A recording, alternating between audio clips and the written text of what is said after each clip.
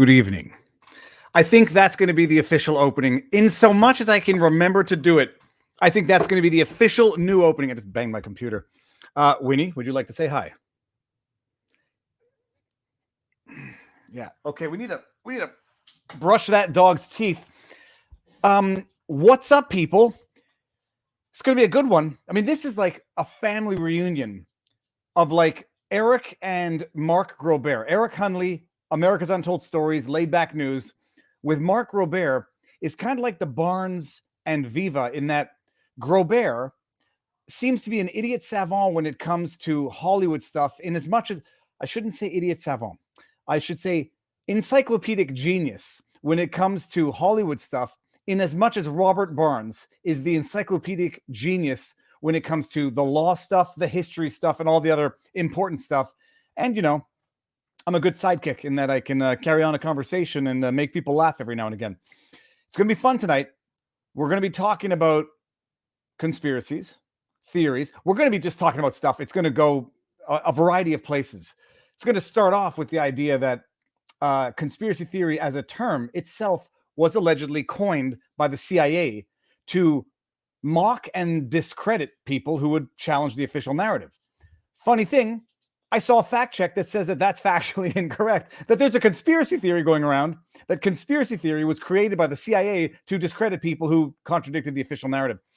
Okay, Viva, did I get a haircut? I don't know if that's sarcastic. This is a freaking chia pet, and I love it. I love it represents the way I've been feeling these days, people. Okay, so I'm going to bring in, you know what, I'll do a little rant while everyone comes into the house. Standard disclaimers: no legal advice, no medical advice, no election fortification, undermining of the democracies of all advice. There was another one that I have to say. Yes, if you have any medical questions, consult with your doctor. If you don't trust your doctor, find a doctor you trust. If you have any election questions, don't ask them on YouTube, people. Okay, what else is going on? Oh, yes, super chats. Thank you for reminding me. Bungle Bush. Oh, look, hold on. Get over here. Get over here. Okay, here we go. Bungle Bush. Winston, say hi to Bungle Bush. Okay. Hi, Viva. I'm confused. I thought your Westie's name was Winston, but you keep calling him Winnie. Love your, but by the way, love your attitude. You are a kind man. Thank you very much. His name is Winston, and then we just ended up calling him Winnie. And then Winnie the Westie had a rhyme to it. All right, super chats, people. Thank you in advance. If I don't get to them and it's going to miff you, don't give them. I don't like people feeling miffed, shilled, rooked, or whatever. YouTube takes 30%. If you don't like that, we are simultaneously streaming on Rumble, and Rumble has these things called Rumble Rants. Rumble takes 20%, so better for you, better for us, better for the company. And we are simultaneously also live chatting on Locals. So if you don't want to give 30% to YouTube, come and visit us and support us on Locals. It's the place to be. You know what? I'm going to just bring them in because we got to get into today's vlog. And I don't like using Godwin's Law. Everybody knows what that is. There's certain words we try not to use on the YouTubes. Some of them might rhyme with Bitler and Yahtzees. But there was a video clip, and if it didn't go viral, I want to make it go viral, of a French television show called La Semaine de 4 Juillet. La Semaine de 4 Juillet. The week, I don't know, it's a celebrity named Julie Snyder who had 2 kids on her show, asked them about what they thought about forced vaccination and what should be done to the unvaccinated. I'll bring it up as soon as I bring in our guests and our guests. Lord Buckley, sir. Yes. I'm sorry. I should have given everyone. Yeah, I was meditating there. What happened? Sorry, I was miles away, and all of a sudden you interrupted me. I'm telling you. 2 things first. Everyone do an audio check so we can hear if I'm blasting everyone's audio. Sounds good to me. How do I sound? Check 1, 2, 3. Checking 1, 2. Hello. Okay, so I'm going to say that people are going to say I need to bring Viva, I just want to say something. Your logo is in the middle of my forehead. If that's intentional, thank you. Well, of course. Right. Or is that a thought balloon over my head over here? Am I thinking Viva Fry coming out of my head? I think, let me see this. Echo cancellation. I'll keep that automatically adjusted. I'm going to bring you up a little bit, Mark. I think that might be good. You're all golden. And now hold on, because Barnes is coming in, and this is going to be the layout that's going to look better. Oh, that's much better. That's much better. Now, where does Barnes go? Barnes. Well, I don't know if he comes in last. I don't know if he fills the last square on the right, but Barnes will be here. He's okay. We need some dueling minds. But now I'm going to share a screen and do this the risky way yet again because I didn't set this up beforehand. Chrome tab. Yeah. Okay. So let's go. Now I'm going to have to pick one. Chrome tab was an acid from the 70s I used to take. Well, we're gonna get there. Okay, I'm gonna come back to the memo afterwards, Eric. I'm going to. Yep, that's it. I'm gonna clip this and then I'm gonna go to the That looks Twitter familiar. list. We need it. Oh, cripe. Okay, you know what? Forget it. I'll have to do this later. Let's start with the theme of the evening: conspiracy theories, people. This is from Truth Stream Media, which says this 1967 CIA memo is still used to discredit conspiracy theorists today. Mark, Eric, are you familiar with this memo that has been referenced as the originators of the term conspiracy theory? That's 1035-960. I don't know about what Truth Stream Media is, but 1035-960 is the official CIA document that created conspiracy theory, directly headed against Epstein and specifically Mark Lane for his book Rush to Judgment, David, which came out in 1967, went to the top of the New York Times bestseller list and drove the CIA insane because Mark Lane picked apart the Warren Commission. He was one of the first JFK conspiracy researchers, and that drove them insane. So they issued this memo, and in the memo, it talks about what their play is going to be, how they're going to discredit Mark Lane, and they're going to use their media. Sorry, you need to back up for 1 second. Who's Mark Lane? Mark Lane is the author of a book called Rush to Judgment. He's an attorney in New York who was involved with the JFK election campaign in 1960. He wrote the first book picking apart the Warren Commission in 1967. That book, Rush to Judgment, also became a documentary called Rush to Judgment, became a New York Times #1 bestseller, David, and the CIA had conniptions on how to deal with it. This was their response to that book. Okay, that's fascinating. Now, I've got to say this, Mark, because I was doing a little fact checking on the claim.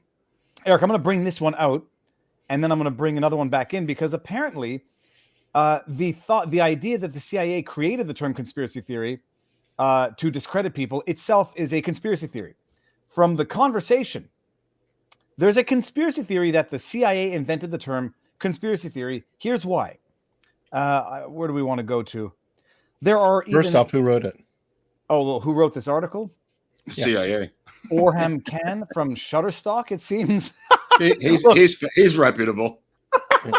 well, let's not attack. That's a household name, David. Michael Butler or Butter over on the right. Let me see where. Oh, sorry. Oh, I'm sorry. That was the Shutterstock. Would have to be the picture. That's right. Okay, so it's Michael Butter, professor of American Literary and Cultural History, University of Tübingen.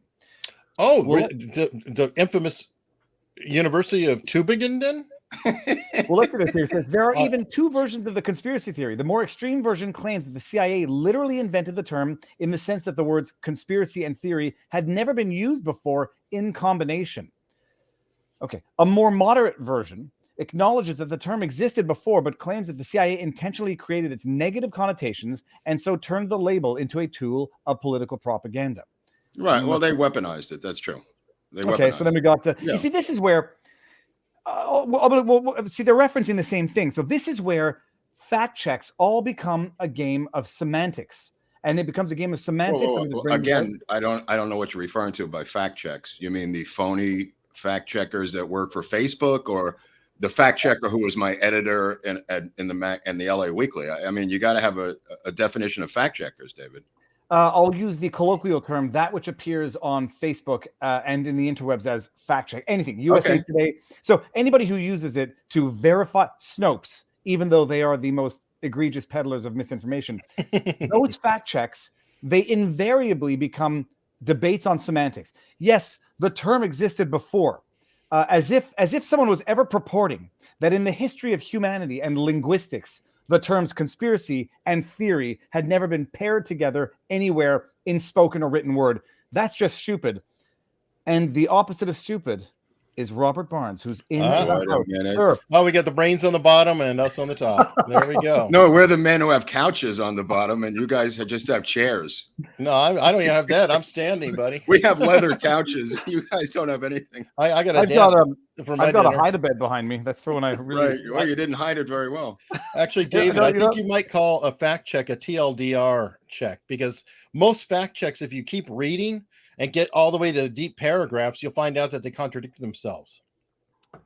Yeah. It is the issue of like, they're going to fact check it. Okay, the term existed before, but the CIA weaponized it. Okay, let's agree there. We agree. Now, is that factually incorrect then to say that the CIA created or employed the term to discredit people who challenged the narrative? We agree. Okay, Tübingen University professor, we agree. So, Mark, you're talking this memo. This book comes out, and they need to find a way to discredit the author. And this memo internally is circulated, which says what? It shows you there are different aspects of how they're going to destroy Mark Lane. They are going to use their media assets in the publishing area, including publishers and reporters who work for them. They go into immense detail about the phraseology of how to use words to destroy Mark Lane. How to actually start a conversation about the destruction of, Mark Lane. They lay it out over 5 pages in this memo, and then go on to 2 more attachments of the memo that go into even further detail on how to deal with Mark Lane. It goes into percentages of how many people believe Oswald acted alone, how they've got to move these numbers, how it reflects badly on LBJ, how it reflects badly on the CIA. The memo itself is legendary. It's kind of a companion piece to the 1977 article by Carl Bernstein in Rolling Stone, which outlines in a 20-page article over 400 media assets who were working for the CIA during the 1950s, 1960s, and into the 70s.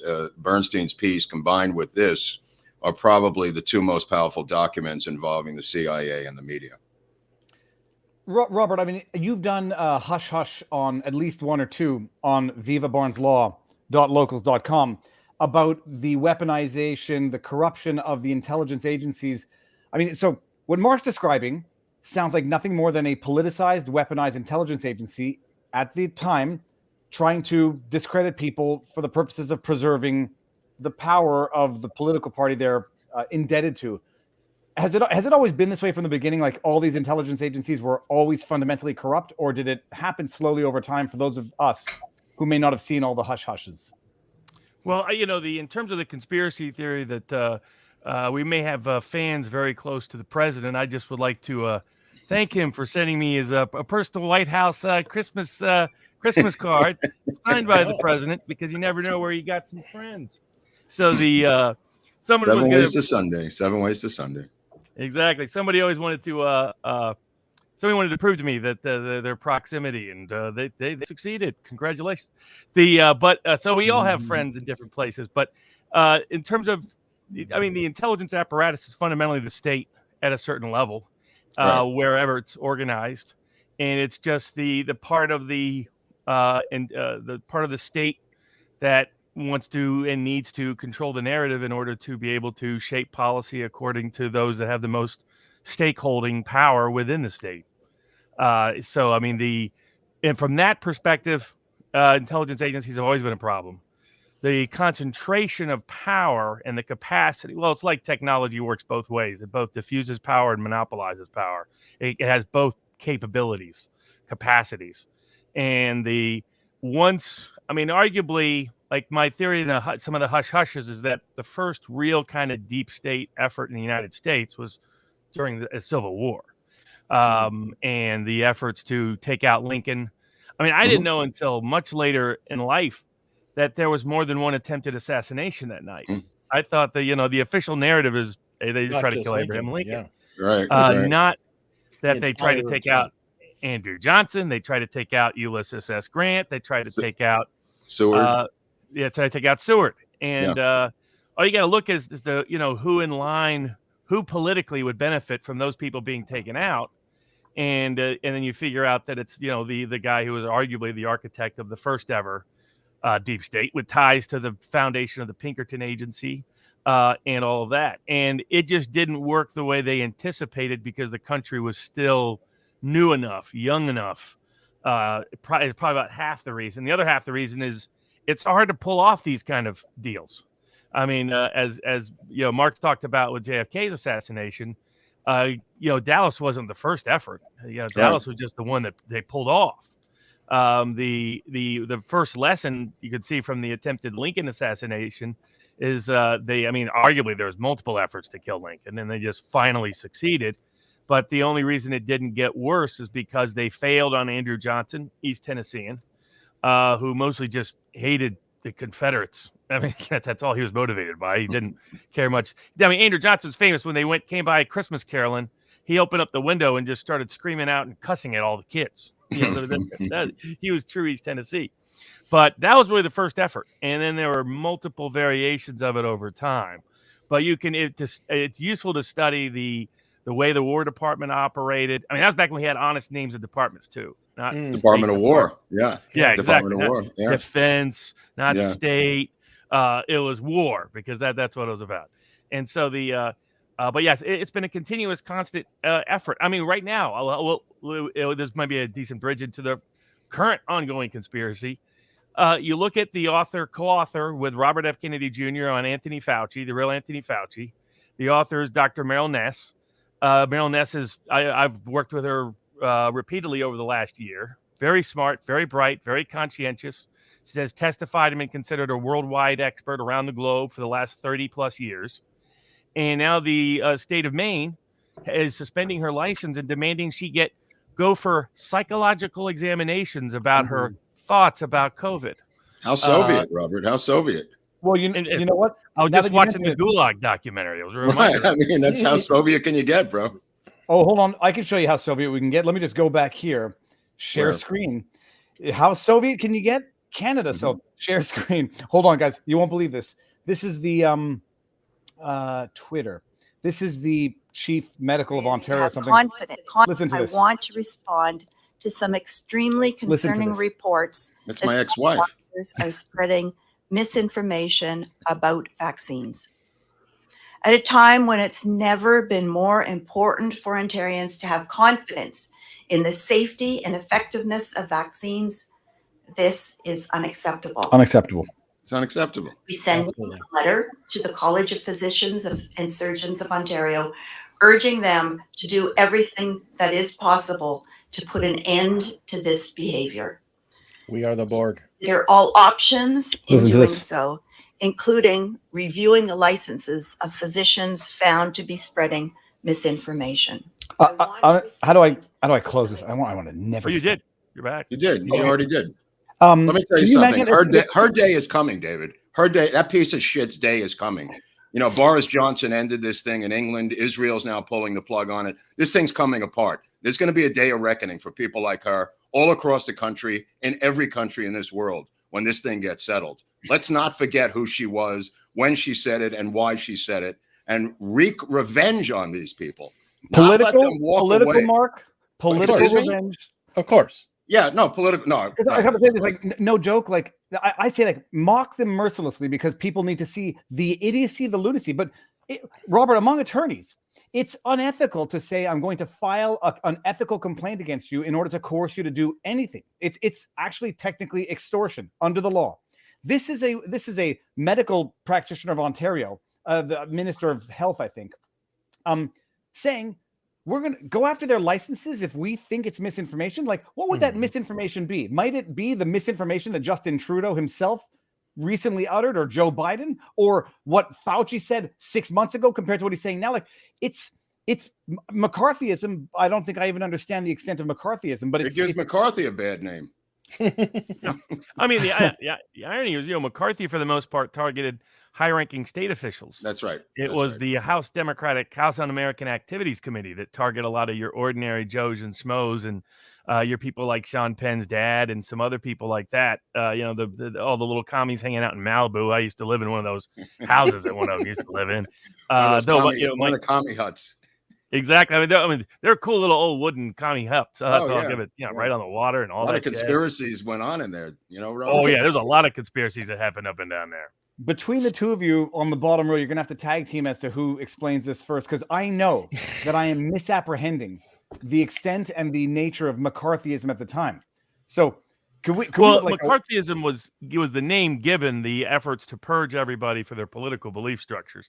It was done by the media because you had multiple backstories going on. One was you had Republicans trying to use it as a way against the Truman administration and against the Democratic Party. That was an aspect of it.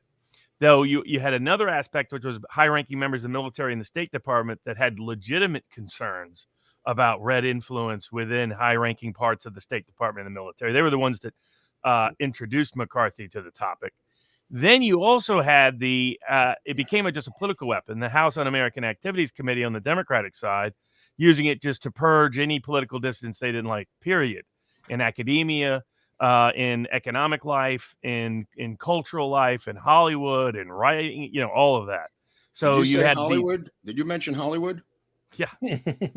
Let me jump in on the Hollywood part, because I'll add on to what Robert's saying, just from the Hollywood angle. Dalton Trumbo and these cats, the Hollywood 10 who went to prison. And I know this is hard to believe, but Moscow actually had screenwriting people working from Moscow who gave script notes out of the Kremlin to Hollywood screenwriters, notes about their scripts that they implemented into those scripts. I don't think the American people really understand how deeply pervasive Moscow was involved in Hollywood at that time period. This is why they went after the Hollywood 10, not because they didn't like their nightlife. They went after the Hollywood 10 because they were caught red-handed, including Dalton Trumbo, including the other 9, implementing script notes from Moscow, directly from the Kremlin, with agents on the ground in Hollywood telling them how to alter their scripts to make the Soviets look better, indirectly, subtly, and also to push the communist agenda. It's like the Rosenbergs, they were guilty. Oh, yeah, no question. The Rosenbergs, there's no question about their guilt, right? You just had this huge mixture of motives, of incentives, and of participants. I mean, like the State Department clearly had many high-ranking people that were under communist influence directly or indirectly, that they were probably a substantial reason why we lost China. They gave bad information and intel at critical junctures during the whole Chinese civil war and internal conflict. Now, there were a lot of other issues there present too, but so there was legitimate concern mixed with people who saw it as an opportunity to make either political capital or go after their disliked adversaries. So and then you also had a bunch of people who were like commies in the 20s and in the early 30s who a fair number were no longer, but who somebody had a vendetta against them, and so they get stuck on a list. And so I mean, look how much support Stalin had in that time in the United States on the left, Robert. I mean, it was immense. I mean, even when revealed the crimes of Stalin, they were so freaking brainwashed that they still couldn't denounce Stalin into the 1960s. That was a deep split that happened within the left once the information about Stalin, once Khrushchev's speech got leaked to the world. But there was still a good portion of hardcore communist supporters. But so loosely McCarthyism got the language of it was tarring and feathering someone because of their dissident political beliefs is the label. And that label was mostly put on by the media and the Democrats as a way to counteract McCarthy's successes. And McCarthy kind of deteriorated. He did have alcohol-related issues. McCarthy himself was kind of a labor populist from Wisconsin. He was not, a right-wing militarist by any stretch, really. That wasn't who he was. He was a friend of the Kennedys, right, Bob? Yes. Close friend. I think he married one of the sisters. And the Kennedys came up with the House Un-American Activities Committee. Right, Bobby Kennedy was sitting in back of them. Yeah, and they're very strongly anti-communist. There's multiple stages of the Kennedys. There's the 1950s Kennedys, and then there's the early 60s Kennedys, and there's the late 60s Bobby Kennedy. And they're really almost like 3 different incarnations. Well, we went over the good Kennedys versus the bad Kennedys yesterday, Eric and I, on the show about the Sirhan parole hearing, how they went to war against each other. I was reading some of their emails last night on the show. So it continues, Robert. Yeah. I mean, and no surprise that Newsom capitulated. But I mean, a little bit because he idolizes Bobby Kennedy in particular, and Bobby Kennedy Jr., of course, has been one of the strongest advocates for Sirhan's release, and Sirhan not being the man who killed his father. Right. But so I think broader story of McCarthyism, it got a certain label that's probably historically not quite accurate. But it's current. But what we're seeing is just old-fashioned political purges taking place currently. Well, so the McCarthyism, as I ever understood it, was under the pretext of going after communist infiltration. So they were going after anyone with communist ties, blacklisting them, yada yada yada. Ironically, a communist tactic. And I mean, and the idea that it was Russians' influence in Hollywood that was being ignored or catered to. And then I pulled up a couple of chats about kind of like China today. It kind of does feel exactly like China today, based on my limited understanding of it before this. And from what you're saying now, we know that there's serious Chinese influence in movies, what can be published in Hollywood movies if they want to be released in China. People know it. They don't care. And now it turns out Fauci had financial ties to China as part of his portfolio. What a shock. Please elaborate, Robert. Huh? I don't think you understand the full extent of what's going on with China, David. If you took a movie like Iron Man 3, they didn't even put any money into the movie, and they just allowed it to enter into Chinese movie space. And for that, they got to shoot the entire third act of the movie, reshoot it in China, edit it the way they wanted to, and show an entirely different movie called Iron Man 3 from Marvel in China. And you could ask Shane Black, a close friend of mine, how that happened. But the reality of it is he had no say over it. And the Chinese literally are picking apart. I'm not talking about giving script notes. I'm talking about shooting the entire third act of the movie on their own territory and releasing it in China as Iron Man 3. I think the American people would be shocked to know something like that. As a matter of fact, on that note, Joss Whedon may be racist, or maybe he had instructions to lessen a black character's role because the Chinese market do not like them. Oh, that's true too. That's true. Just to point that out, because right now he's trending. Be. I would not be at all surprised if Disney got, Disney follows a lot of Chinese memos. Oh, yeah. And they might have passed it right down the line to Joss saying, that character there, now he's not that good of an actor anyway. You just taper that on out. Yeah. Well, there's been a history of that. And David's right. This does have a lot of echoes of the Soviet influence in Hollywood during McCarthy in the 1950s and 60s, going back to the 40s. I mean, that's where it came from. They were trying to drive out that influence. And we're going to have to do the same thing with the Chinese. We cannot allow this to continue in terms of our cultural products. I'm not bringing this up out of approval. I know I haven't heard from Owen Benjamin in a while, but I know who Owen Benjamin is. He had got some good stand-up. I mean, good insight. He was funny, and then he went nuts. Then he went absolutely batshit insane. Well, the world can drive people. I say the world can drive people crazy, and the world can drive people into connecting dots that don't necessarily exist, and then the dots that do exist. Convince you that their world is flat and that everyone else is insane. Oh, no. Right. No. So first of all, actually, Eric, about changing the character's role in the movie, and this is going to go back to the insidious nature of corruption.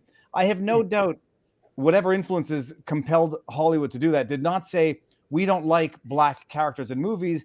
It was, I mean, how did it happen? I guess it was subtle to say, hey, maybe make that role a little lesser and up these guys' roles. How did that happen? Well, I don't know. I have to ask Joss Whedon. He told people the guy couldn't act. I think his name's Ray Parker's. I don't remember his name, but it's Ray something.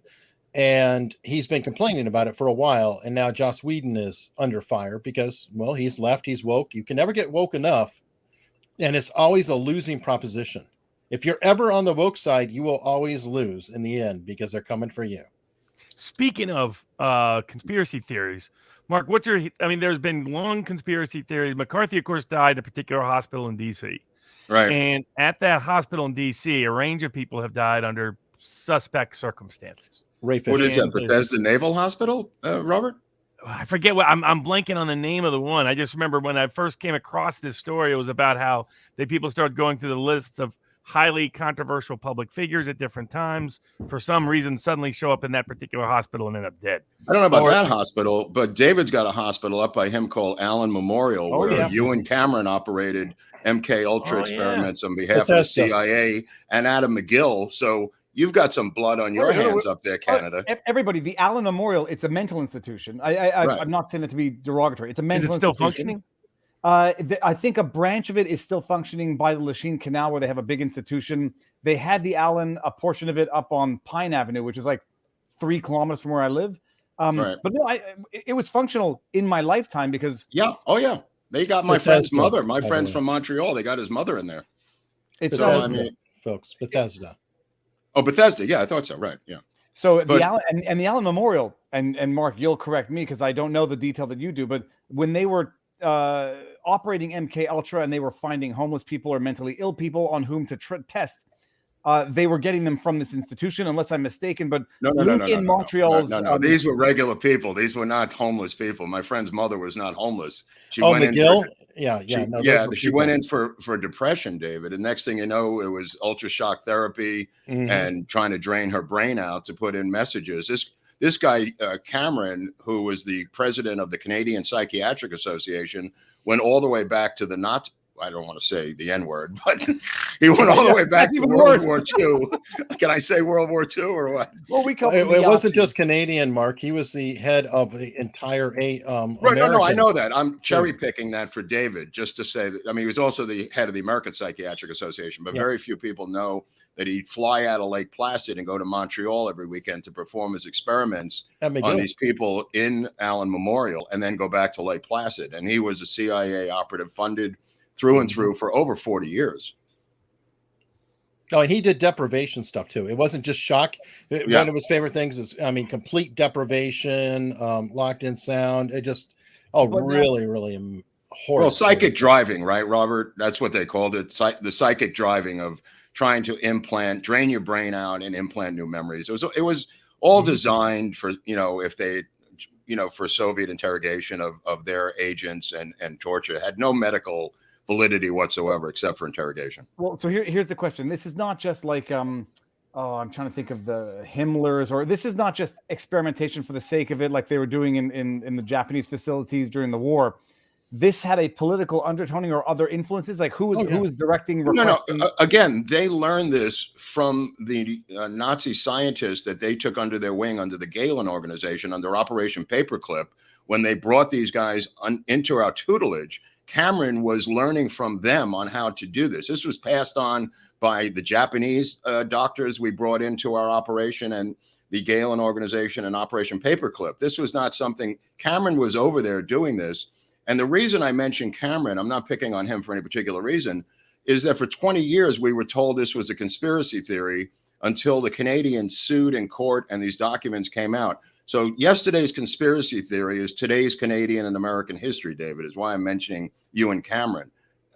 It's now been proven as to what he did. But back in the old days, in the 70s, people would say to me that that's just a conspiracy theory.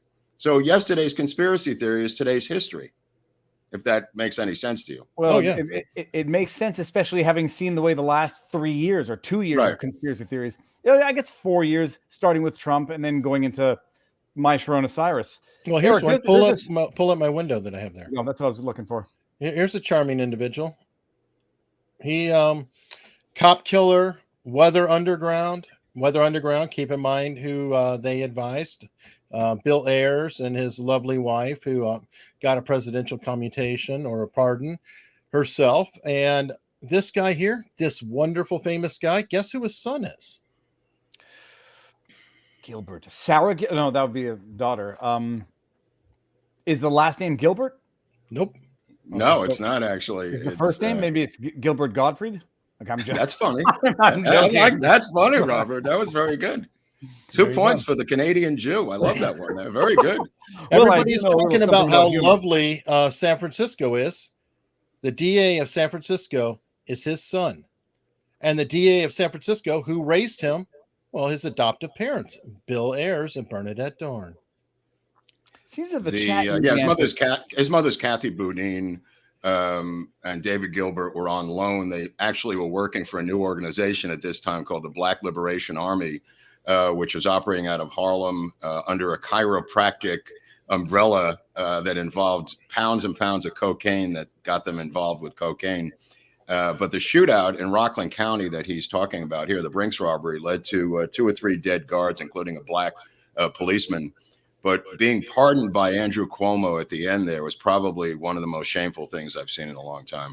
Okay, isn't there also a DB Cooper connection to the Black Liberation Army? That I don't know. Eric would probably know more about that. So, haven't heard that. Remember, who is the main suspect or one of the main suspects for the DB Cooper? Well, there's a CIA pilot who was flying cocaine around, things like that. That's it. And I believe that guy ended up with he it's showed up. Really? The guy crashed in Nicaragua in the jungle? No. A different way. What's his? But if you look up this guy, I believe he actually ended up on a list in San Francisco connected to providing supplies to people connected to BLA and the Weather Underground. Like he shows up in unusual places. Well, Chesa Boudin showed up in unusual places. He was the translator for Hugo Chavez in Venezuela right before he got the job as DA of San Francisco, David. So on his resume, it says his previous work was working for Hugo Chavez, which you may find to be unusual. I guess on my Indeed resume, it doesn't say I worked for Hugo Chavez. However, the guy he replaced, Gasson, who we have now, was born and raised in Cuba. So, I mean, how these people end up in major American cities by coincidence is really a stretch. By the way, the article is October 2021. So I'm not showing ancient history here. Oh, no. This is how deep and long it goes. As Cuomo was going out. Well, This was the final week of Cuomo, right? Two things here. First of all, it's not that I don't like the individual's beard. I just want in the chat and in comments, if my beard ever looks like that, let me know, because I do not want it to look like that. So if I ever start to look like that, let me know. That's when cops look like cops also back then. You could really the mustache. I don't mind that mustache. I could do that. That's the cop stash right there. The guy. Here's the question, Robert. You might be able to feel this one better than anybody. What was the rationale? Like, we've discussed about Trump pardoning the in Iraq. I forget what it was called. The Blackwater guys. Yeah, the Blackwater. So we discussed that. People didn't like that discussion. Some people thought they're obvious war criminals. Others thought it might have been a problem. What was the possible rationale for communing or whatever it was, pardoning this individual? Like, what was the political rationale as to how he got a raw deal? No, I don't think that was ever claimed for the Weather Underground. The Weather Underground just had a lot of political patronage and support. Always did. They were able to hide out for decades, live somewhat openly. Obama's book, in plain sight. In plain sight. And there's really good documentaries on them. What even I didn't recognize or realize was that Weather Underground originally planned on being much more violent than they turned out to be. They were planning on blowing up and killing a bunch of people at a military dance. That's how they're going to start off. That's right. And people didn't. And what happened is they screwed up and blew themselves up in that home in New York.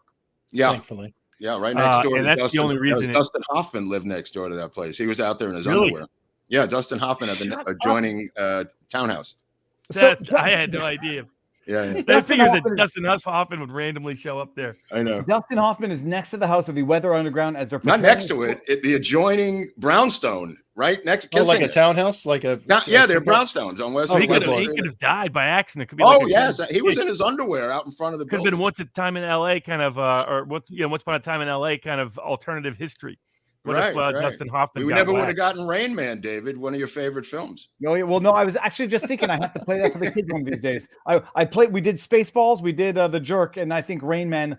Oh, because we have to do Rain Man and then The Wizard, because I said we needed to those two movies. I have a kid down here. His grandfather's from Montreal. They made a movie about him, David, called The Apprenticeship of Duddy Kravitz. I used to get that in high school, because in high school I used to sell Fimo necklaces to the high school kids, and whatever design they wanted, I would make. And they called me Duddy Kravitz. I never read the book. Don't know what it's about, but I know Richard Dreyfuss is Duddy Kravitz. I know that part. But yeah, I get Duddy Kravitz a lot. Actually, I got it in high school. But so hold on, getting back to the Weather Underground. So it's a pure political. It's a political pardon. The Weather Underground were planning for more serious things. Accidentally blew themselves up in their house, in a house that Dustin Hoffman happened to be the adjacent mur mitoyen, as we say in Quebec. And what happened? And Bill Ayers now. Someone had said. They went on a wild they're professors.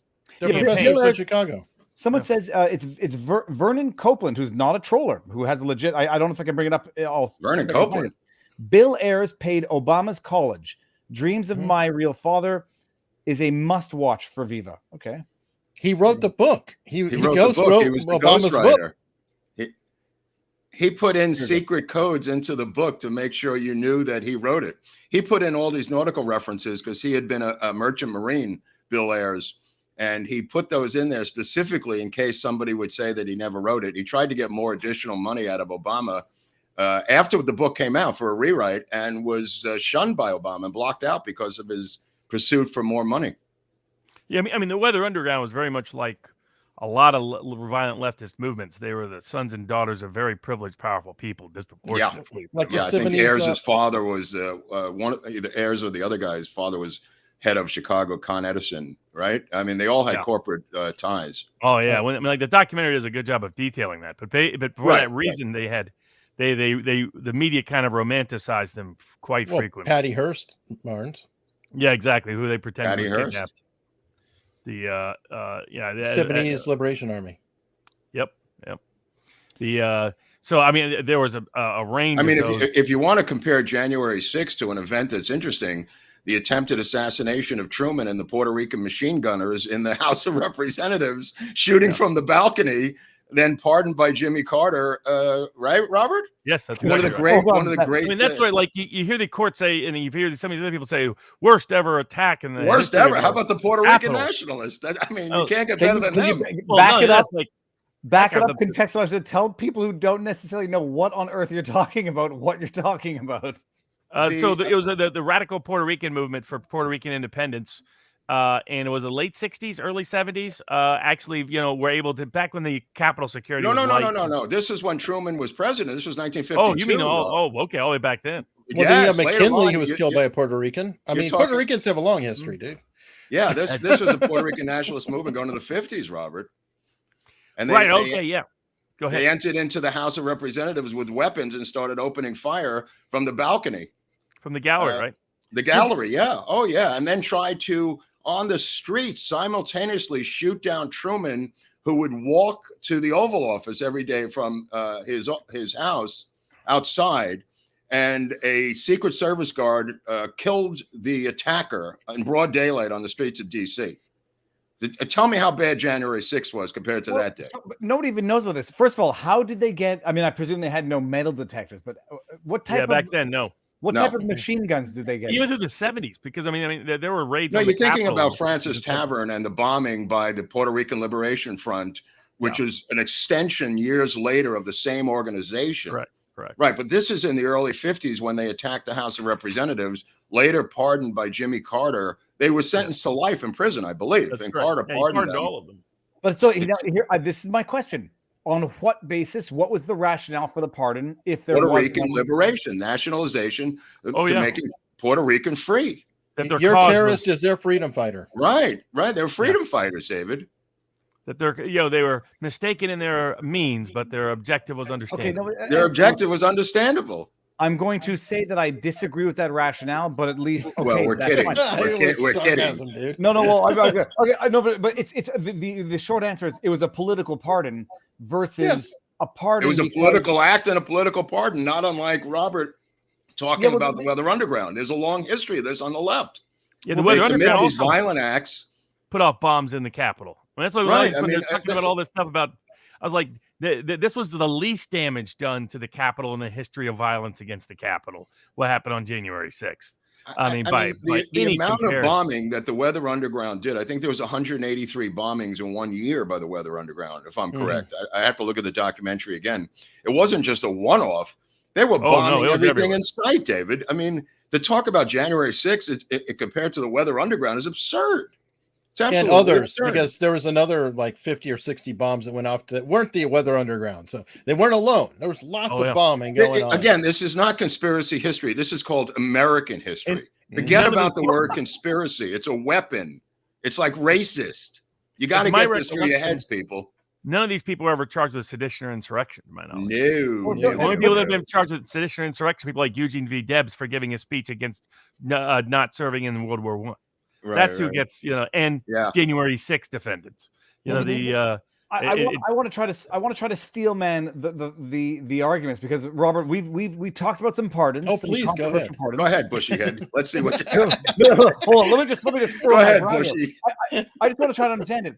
Is Robert and I have talked about pardons which were politically toxic, but at least the argument was they never received a fair trial because everyone was so tainted, yada yada yada. Roger Stone, by way of example, Steve Bannon. And what did they do? Blackwater. What did they do exactly? Well, they did Jack. Did they bomb somebody? They did Jack. Or they shot somebody? No, they My robbed a bank. question is this. No, but so what? Okay. What was the rationale? He pardons them.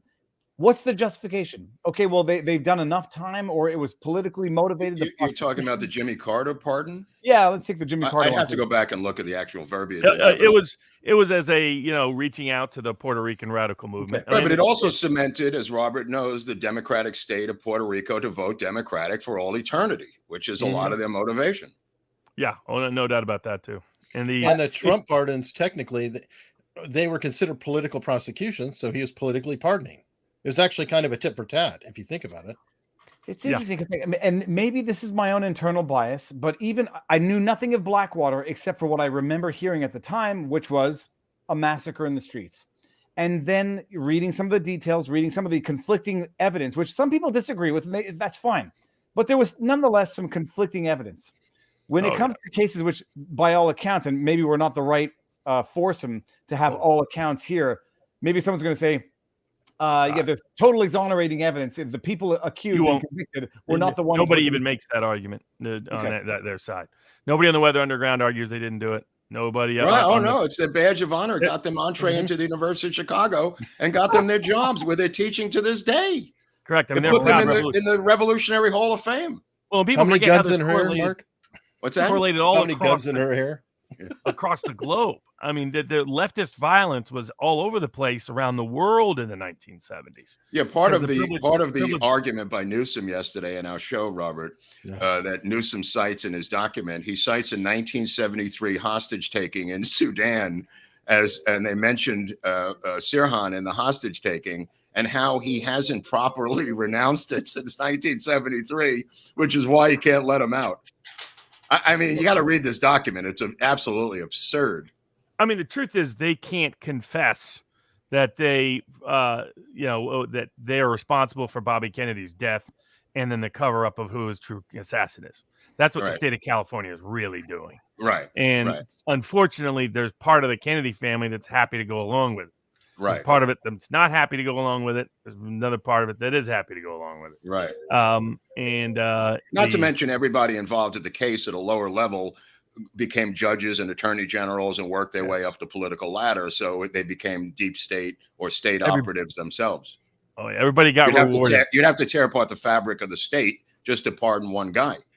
Correct. So everybody knows, my computer, for whatever the reason, is synced to my daughter's iPad, and I'm getting a call from her friend, which is saying answer. And so I put it on mute. I don't think that's going to even work. Sorry if anyone heard the ringing. Is that Debbie you're talking about? I don't know who this kid is, but he's gonna. Let me see. Is that your future son-in-law? Yo, speaking of another attempt to sort of glamorize violence on the left, did you see that recent movie they made about what's his name? It starts with a C. Famous. He was renamed after the famous Palestinian terrorist that was on the lam for forever. Carlos the Jackal. Yes, Carlos. Oh yeah, that's the three-part Carlos is unbelievable. That's one of the greatest miniseries of all time. The French miniseries. Wow. There's a new movie about that basically glamorizes the Palestinian Carlos. I see. So it just shows you the mindset. And what's interesting is what it details that's accurate is all the radical leftist violence that was taking place. Yes. So, I mean, it's how how did the Palestinian cause become a leftist cause? Because it's not necessarily. Well, I believe it's a leftover from the Cold War, Robert, that they were using. Carlos was a hired That's a gun. big part of it. Yeah. What's interesting is what the Carlos film portrays is that for the left, the radical left of Europe at the time, violent left, they aligned with the Palestinian cause. It was almost like, and that Carlos was they portrayed Carlos the way the left portrayed Che. Oh, yes, absolutely. He was the European Che Guevara. Yes. Carlos Illich is Lenin's middle name. It's Illich Ramirez Sanchez. He's a total communist. He didn't give a whit. He's from Venezuela. Yes, he doesn't give a shit about Palestinians. I strongly recommend the 3-part Carlos by Olivier Assayas, the French director. Absolutely fantastic miniseries. Incredible acting, incredible information about the violence back then.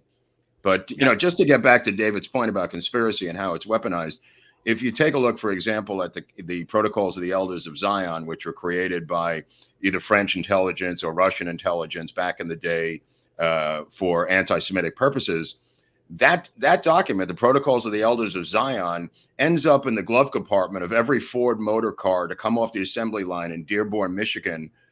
In that glove compartment is a complete set of the Protocols of the Elders of Zion written by or published by Henry Ford. Now, here you have a conspiracy theory that's now printed and put into the glove compartment of every Ford motor car coming off that assembly line. Now, who does he bring in the assembly line to work? He brings in Palestinians from the Middle East. And who are their arch enemies? The Jews. And what do we have today? We have some representatives out of Dearborn who may be anti-Israeli, may be, complete nut jobs out of Michigan. So conspiracy can be weaponized, David, for political purposes. And that example, just going back at the long lineage of the Protocols of the Elders of Zion, there's a man who has a PhD in the Protocols of the Elders of Zion, and that is Mahmoud Abbas, the head of the Palestinian state. I remember him. Just how far this has gone, this insanity. Oh, now, yeah. I'm gonna bring this up, and it is not to mock Owen Benjamin. First of all, I did not know. I thought the flat Earth part was a joke because I have not followed him. So I haven't seen him since then. Even then, I will say that might be a semantics debate. The Earth is not round; it is less than round. Okay. Ovoid. Yeah. Watch The Downfall of ONB. It's a study of in how subversive material works to control minds. Flat Earthers came for him, and because he was sure his IQ could reason anything, he fell into the trap when he couldn't and adopted their arguments. So I know nothing about ONB's flat Earth stuff. I just said he was losing it when he started connecting certain dots and placing too much of blame on certain demographics for what was happening to him on YouTube. And that's sort of where I fizzled off. So I don't even know, but thank you for the super chat. It's also part of the system's goal. So you have a legitimate conspiracy theory about some topic or subject. Right. And in order to self-discredit that group, you inject ideas that are self-marginalizing. Mm-hmm. And like I've seen this, I'll give an example, the so-called late tax protester movement in the United States. People come across questions about how our tax laws are written, whether they are written in a manner that conforms to the law and so on and so forth. And they're told something crazy or what sounds crazy. They'll make inquiries of the IRS, and the IRS will give them runarounds, and then that triggers their suspicion. And so and that's where it starts. And then somewhere along the way, when they don't get the response from the legal system that they anticipate of getting answers to some of their questions, one way that they sort of self-discredit themselves is their ideas get crazier and crazier. Somebody comes in and says, you remember that belief you thought was crazy turned out true? Well, here's another crazy one. It turns out that they sold your identification to the census in the 1920s and really that you're a straw man personality and you're all caps. And then you get into sovereign citizen stuff and people are like, what? Sovereign citizen. I was looking, I'm like, there's a whole movement. You get into all that stuff. What's interesting is that the sort of extreme version, what they'll take is something that's a little bit true, such as American wealth is based mostly on fiat currency these days, governmentally, and consequently, that means that what there really is the continued sustenance of the sustainability of governmental coercive power over labor and wealth and land is what makes U.S. debt worthwhile over time. To give an example, And it was, well, why do I trust that the bond's going to get paid back in 30 years? I trust that this government's going to be able to have enough control over enough labor and land to pay it back. So they'll take that idea, and that has questions and problems and risks from an economic theory perspective in it. And then they'll take that and they'll say, they'll extract that into your identities being sold in your birth certificate to the Census Department. Why do you think your birth certificate goes to the Census Department? They're really selling your labor in advance, and they create a crazy theory that makes you sound nuts by the time you're talking to any ordinary person. And they do variations of this all over the place, all the time. So fake moon landing, Robert. Fake moon landing. Yeah. Well, exactly. I didn't want to bring it up. Blame Dominion when you steal an election right out in the open, and you tell everybody, look over there, look over there, look over there at something that actually isn't there, so that you don't see what was there. Right. And you use discrediting one to discredit them all. I refer to this in litigation. I refer to it as litigation trauma, which is you get stuck in a system, you get abused and beaten around, and so you start looking for explanations. You start looking for justifications, but above all else, you start looking at everyone and anything with suspicion, and therefore it leads you to believe things which you might not ever otherwise believe. It leads you to connect dots that don't necessarily connect. But bringing this up, flat earthers are entertaining. First of all, Max. Wow.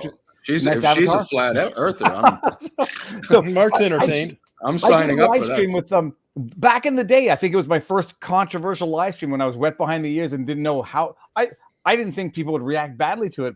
I did an interview with Mark Sargent, the spokesperson for the Flat Earthers. He was in the movie Behind the Curve. What you're talking about, but go ahead. Well, do they have an office? Is there an office in DC, David, or for Mark Sargent? No, for the Flat Earthers. I mean, how organized are they? Well, I don't know. Over the last 4 or 5 years, they started spread like crazy. Because the first time I realized this was somehow a thing again, I didn't even know it was a thing. Yeah, it was with talking with Alex, and Alex was trying to explain to some of his about some of his people, because a lot of people that work for him and that are connected to him are accustomed to going down every rabbit hole because they've seen crazy rabbit holes come true. Right, and they started being susceptible about 5 years ago, a percentage of them, to the flat earth idea. And he would sit there and tell them, I've seen it, it's like this. It's not like this. It's like this. But sounds like QAnon, Rob. Well, yes. Well, QAnon's a classic example of a great disinformation campaign. Before we bleed into QAnon, so Mark Sargent, the guy from Behind the Curve on Netflix, we had a discussion. And it got a lot of views for whatever that's worth, but it got a lot of pushback. And I realized quickly, discussing with Mark Sargent, it was an argument that was almost not tautological, but rather set up in a way that you could never disprove it. And I said as much to him. He's like, okay, well, why is the moon round? The moon is round, but not necessarily spherical. Okay. Why do you see the ship disappear over the horizon? Well, that's just a problem with cameras, and that's a problem with interference between the camera and the object. And I said, okay, it's great. You've put out arguments that can never be disproven, and that was the bottom line of it. It's like the framing so that it can never be disproven. Setting that aside, it's a belief which, in and of itself, causes no harm to anybody that I know of.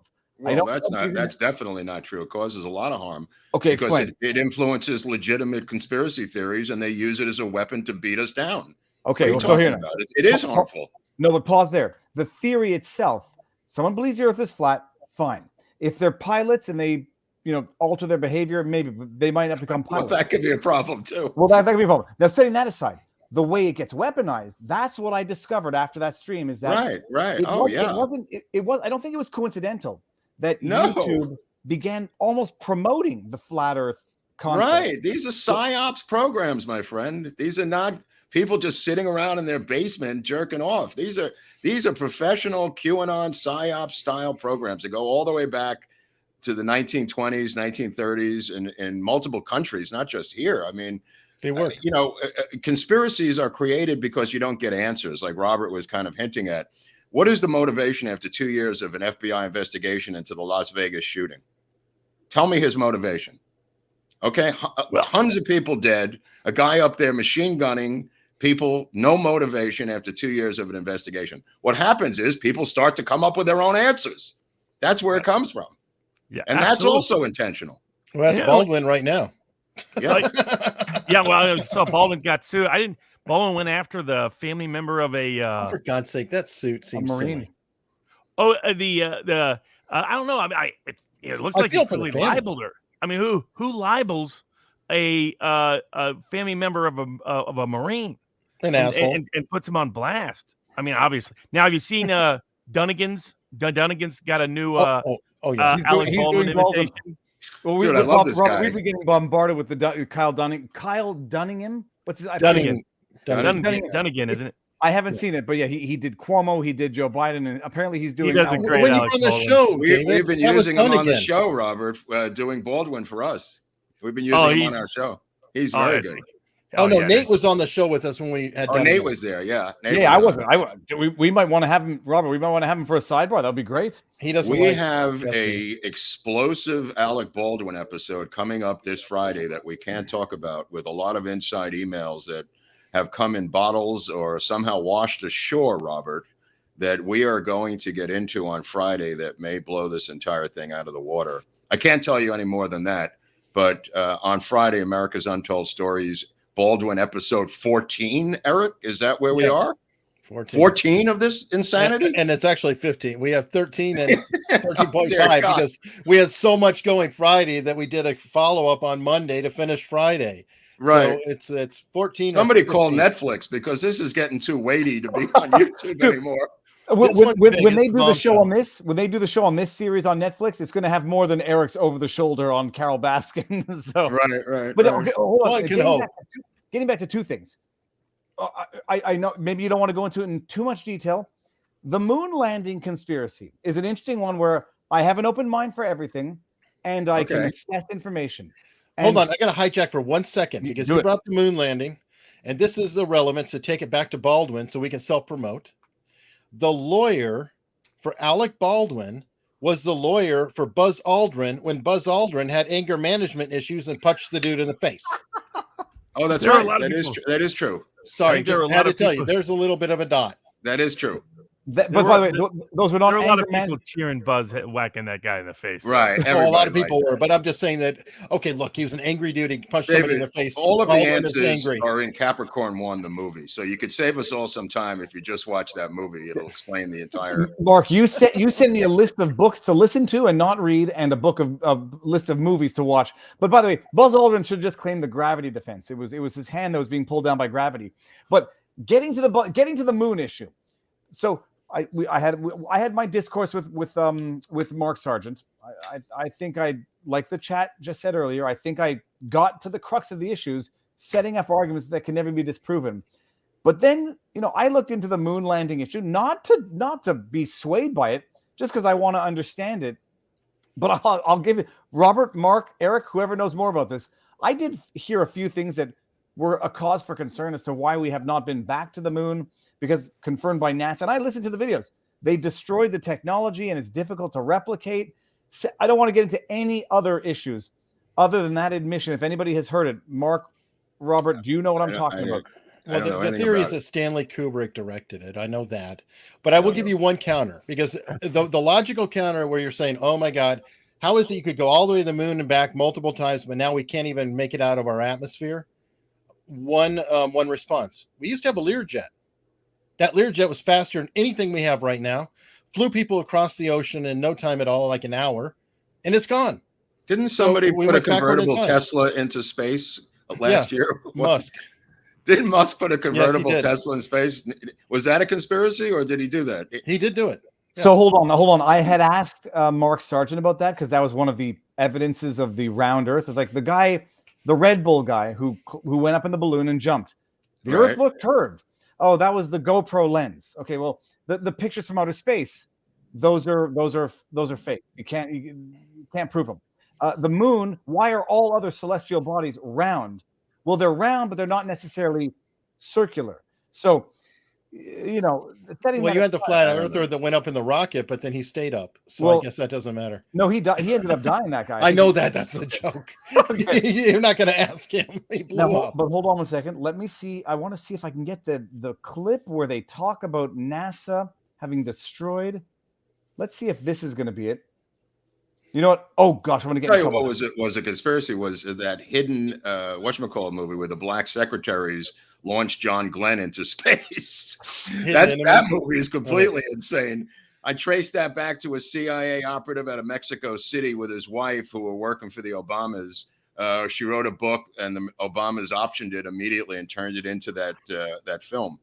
One of the craziest theories I've ever heard in my life. Hey, that's my hometown girl. But She hold lives in on. Hampton. the woman. Yeah. Now, this was the second part. Setting aside the moon stuff, forget the moon stuff. Why is motive important? Hidden figures. Yeah. That's it. Yeah. Why is motive important? And I presume they're talking about the Vegas shooter. Well, this is one question. First of all, why would motive be important? Who knows more Prevention? about Okay, the well, the Vegas motive shooter? would be important because the FBI said we're going to get to the bottom of this and get to his motive. And during the time of that happening, people like Lisa Loomer and others couldn't wait any longer and began to pressure the sheriffs in Las Vegas in press conferences, and it got very annoying. So the FBI came in and shut it down.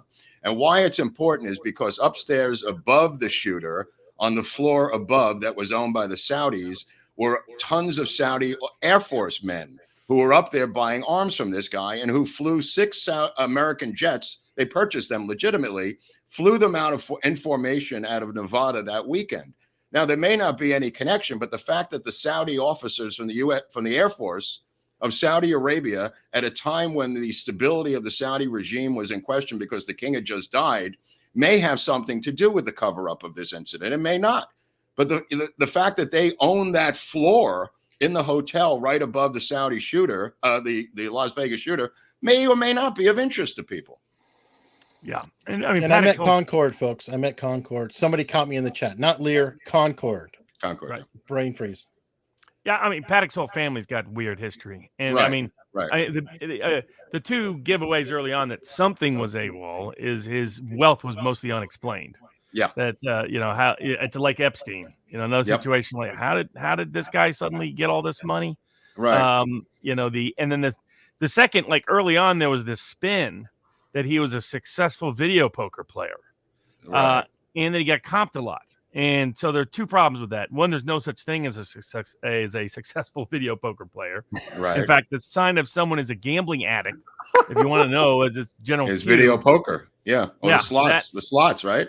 And they'll tell you that they win at a game that they can't win at by definition because it's a Right. pure statistical luck game that they can't control. Well, it's So a statistical luck game that that does not favor any. Well, it favors the house. You statistically the house has lose over the time. house will make. Do you know money how from many it. video cameras were in that hotel at that time? And we've seen zero footage. We've seen zero yes. footage. I mean, give me This a is, break. but it's like January 6th, but with actual devastation. First of all, and just so everybody appreciates. Oh, by the way, there were more- what federal? Here's a question, a little trivia pursuit. What federal agency did Paddock work for? FBI. I don't remember. The Internal Revenue Service. Oh, right. That's right. That's right. I think he well, might have been a gun broker between us and the Saudis on something. Yeah. Well, yeah. he's also he like a defense. Somehow he got the IRS is when his life suddenly changes. He goes to the IRS. After that, he gets some sort of gig that's kind of nebulous, right. some sort of defense related gig. Then all of a sudden, he's independently wealthy for the next 20 years. And has a house in the Philippines, his wife in the Philippines, who seems like he bought her. Apartment properties all over the place. Right, but then he doesn't actually, most of them he doesn't even sell. And he ends up coning with his brother for, It's got something to do with the Saudis. And his brother had something to do with cheese pizza, from what we all understood. I don't know about CP. he invented cheese pizza. yes. Oh, yes. No, and that's he because, was being investigated by the father FBI was- for. His father was vicious. They did a great job of keeping a lid on the father story. Right. Vegas always had to. I told people we'll never know what happened in Vegas because Vegas had to have that story die fast, and it had to not blame Vegas. Well, then they went after Lisa Loomer, who was the protagonist hassling the sheriff. Correct. When she ran, and in other protest groups. I mean, there's a couple of small documentaries that are out that you can find on Amazon and some other places, YouTube here or there. But for the most part, they just quash that quickly. And I told them that night. I told people that Vegas cannot afford them to blame Vegas. Right. So that means they're going to kill anything that could lead to future problems for this story. And that's what they did. Yeah. 2 questions. I do recall at the time, like we lived through it in real time, paying attention to it. One of the Oh, conspiracies. I was here when it was happening. He was You could there. You He could was hear down the there. shootings. Could hear Yeah. the shots going on. Yeah.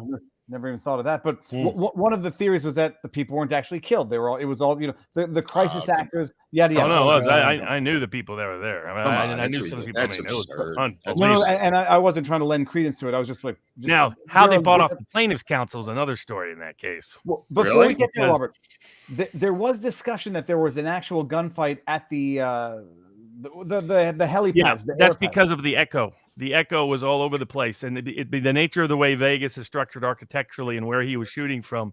It created a wide range of echoes across this, and so people were running in saying there's a shooting, and people got confused as to whether that shooting had happened just there, happened somewhere else, and there's mass confusion all the way up and down the southern. I end of heard the he strip. really hated country music, David. Well, I will not make jokes to this. I will say one thing: the shootings elsewhere. There is a did hear- Vegas connection to Paddock, though, by the way. Is that there? the media managed to mostly keep a lid on. It involves his psychotic, famous father. Okay. So, I mean, Paddock's father grew up in Wisconsin, capital of serial killers, just Right. per capita speaking. That's Whatever right. the deal is You're in right. Wisconsin, whether it's Right. in the cheese, the milk, the wood, the beer. Ed Gein. Yeah. Ed Gein, famously, the man for Silence of the Lambs, partially named after. Yep, Human Jeffrey skulls. Dahmer, Human skulls John- turned into soup bowls. John Wayne Gacy. John Wayne Gacy, I mean, right? people first told me that, I was like, I don't know if I'm going to stay living in Wisconsin. Wasn't Jeffrey forever. Dahmer from Milwaukee, Robert? Oh yes. Dahmer, A buddy of mine knew him. Okay. I met him in a bar. Okay. Luckily, That's a tough spot. He didn't take him home, fortunately. Yeah. Luckily, no. Luckily, he skipped that date. The plumber's unit went in there and put McGovern literature into his apartment. Oh, really? Oh yeah. Oh yeah. Classic. Oh, yeah. Yeah. Well, if with Paddock, so that's where he grew up. Then he went to Chicago. Then he went off to war. Connected to some interesting cats in Chicago. Gets caught 3 or 4 times. He's a con man kind of guy.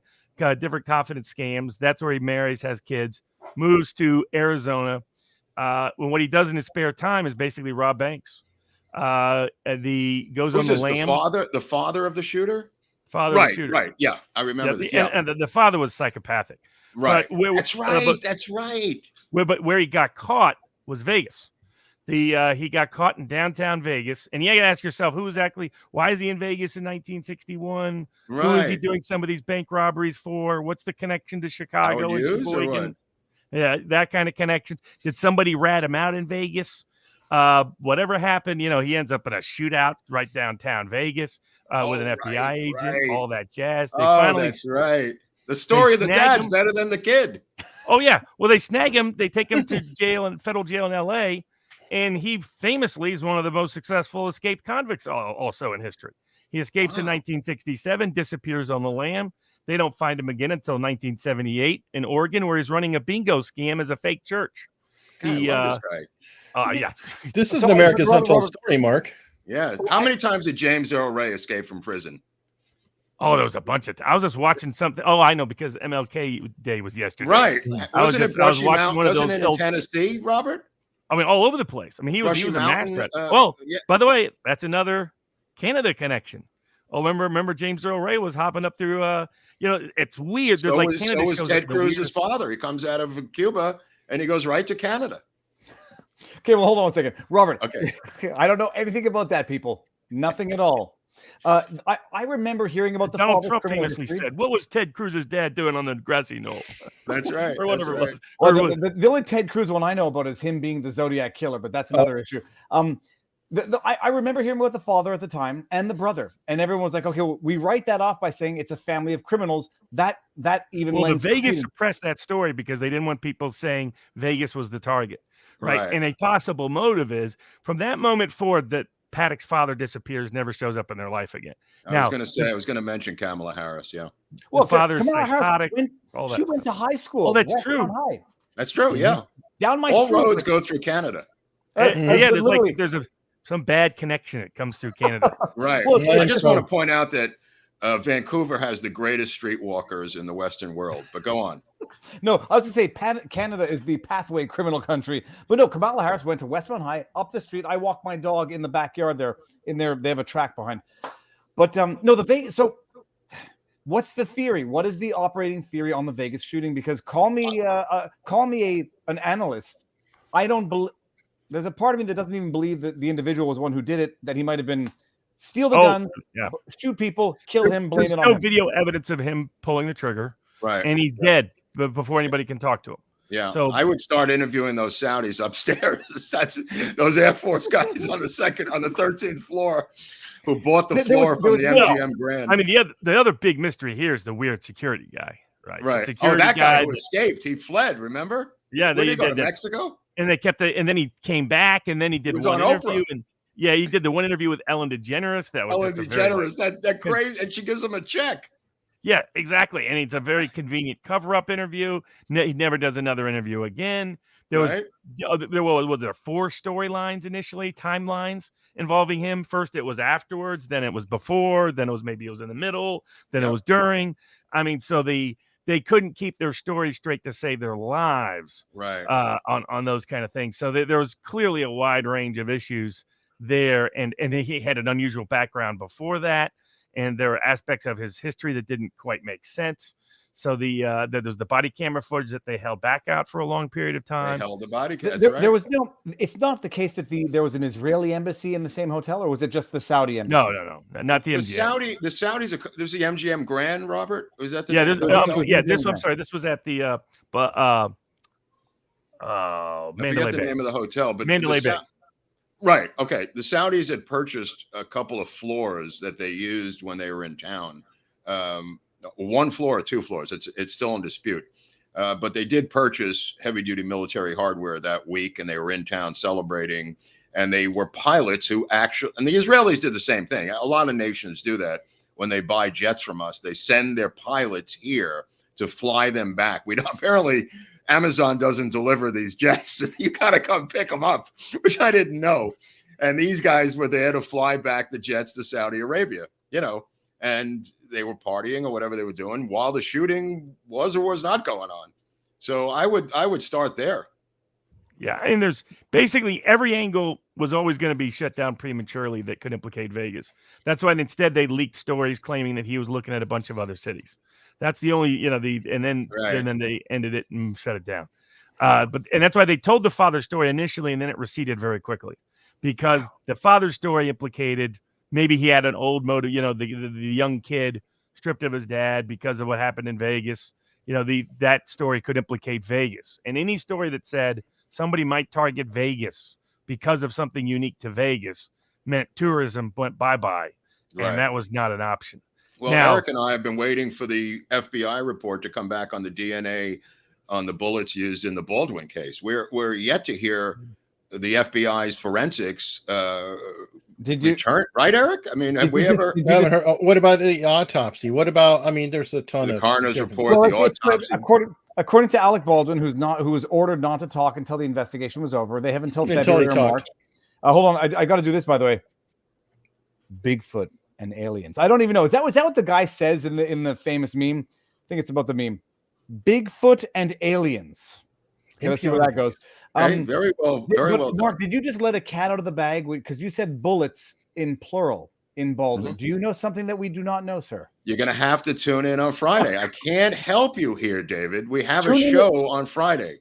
Tune in where, sir? At America's Untold Stories. That's right. I think it's 5:30 Eastern, 2:30 Pacific, and I'm not sure about the rest of the flyover states, but do the math. Someone says the Saudi and Israeli embassy in the same building. Yeah, that's not going to happen. I don't think the embassies were in the Mandalay Bay Hotel. I'm sorry. I don't find that to be truthful.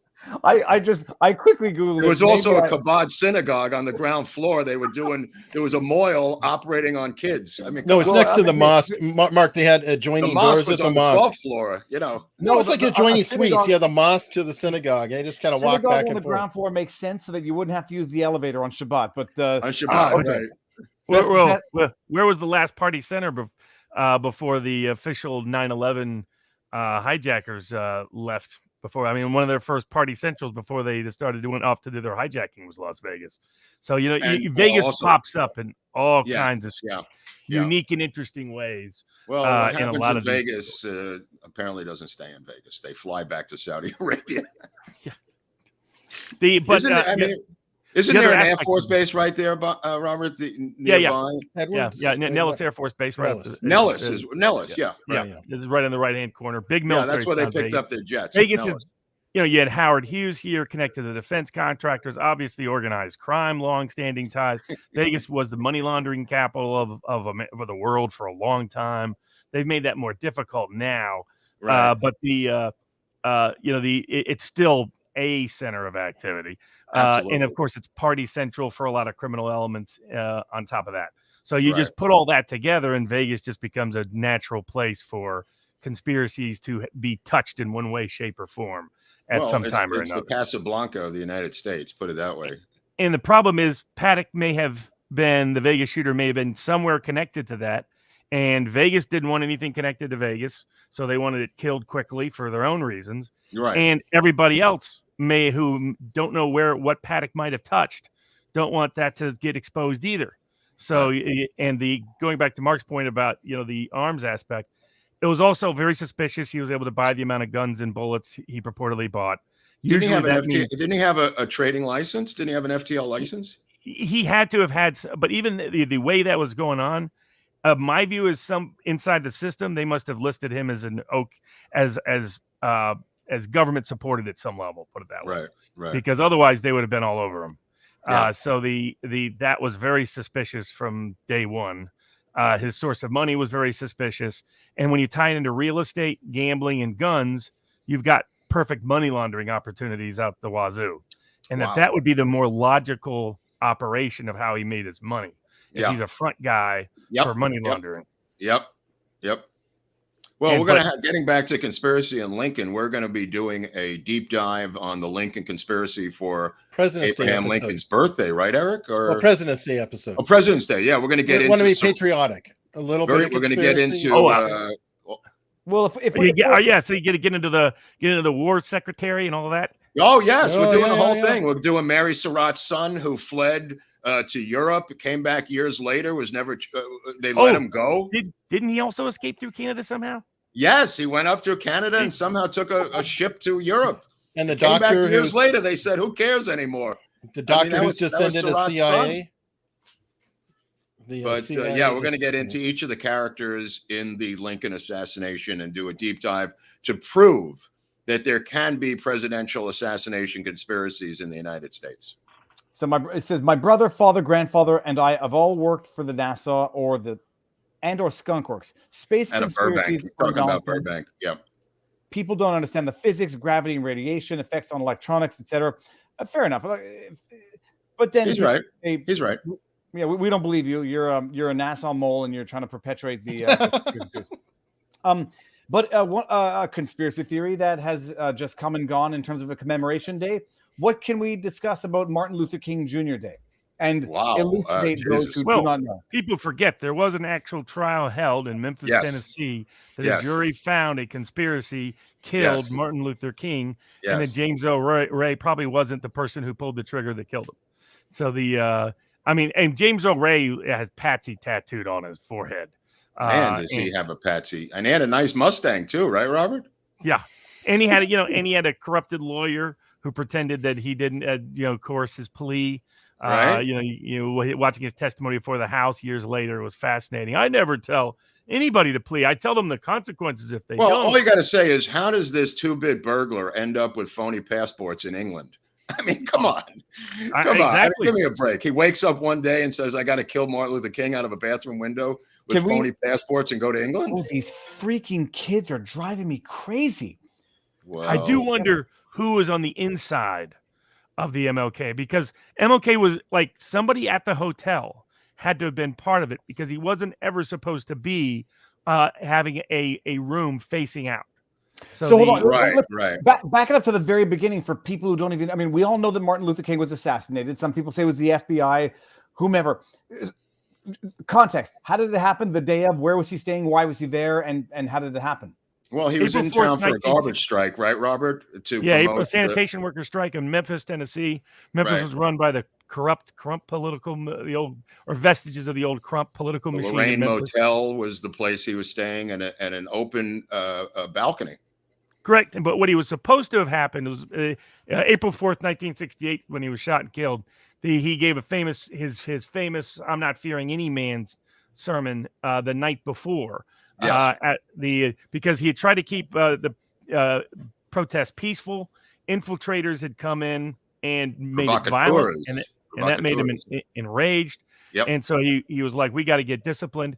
But he gave a great speech at a church that's still there. I actually saw Jesse Jackson give a commemoration speech there, a sermon there many years ago.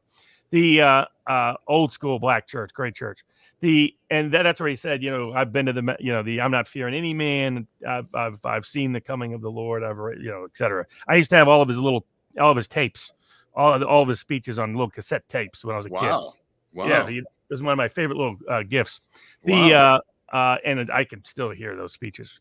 Just brilliant. Of course, one of the greatest speech makers. His of all father time. was a great orator too, wasn't he, Robert? Yes, he was. Yeah. So hold on. So Martin Luther King. In fact, it was a family tradition. Yeah. But yeah. he was shot. But the thing was, they booked that hotel, and originally his people always booked rooms from the inside, not with no window facing the outside. So somebody switched it at the hotel, and gave him a room on the higher balcony with the facing outside. And whoever did that, that should have never happened. The fact that it happened tells you that is just one of the many indicators that this was much bigger than one person pulling the trigger. And if I may, I'll ask the obvious question. He didn't want windows facing the outside for security reasons. Yeah, their Right, protocols. yeah. There might have been, people that. Well, I won't get into the other possible reasons. Observation or targeting. Correct. How about that? Exactly. He had neither one. So King, by the way, was very naive about his phones being tapped. People kept telling him his phones were tapped, and he is like, they're like, even though he'd already by this point the FBI had already faked. Tell David who signed the warrant for the phone tapping. Say again. Tell David who signed the warrant for the phone tapping. It was the Attorney General of the United States. If you look at the document on the bottom, it says Robert F. Kennedy. Yeah, and Hoover was doing it in mass. There was the straightforward operation of the way they got Bobby Kennedy Sr. to originally sign off was because, in fact, MLK was connected to some high-ranking communist officials. They had you're talking about Levinson. Levinson was a known communist, and in fact, JFK took Martin Luther King on a walk through the Rose Garden one day and said, "You had to get rid of Levinson," and explained to him, right, "I can't support you any longer. Hoover is going nuts." And he says, "I don't care about Levinson, but just to get Hoover off my back so I can help you, I am urging you to get rid of Levinson," and he wouldn't do it. He wouldn't do it. King had a deep sense of personal loyalty that he didn't care about the politics. Yeah. What made him radioactive was when he shifted from civil rights to opposition to Vietnam War and more institutional corruption in American society. So talking about the Poor People's Campaign and trying to extend it and expand it to Appalachia.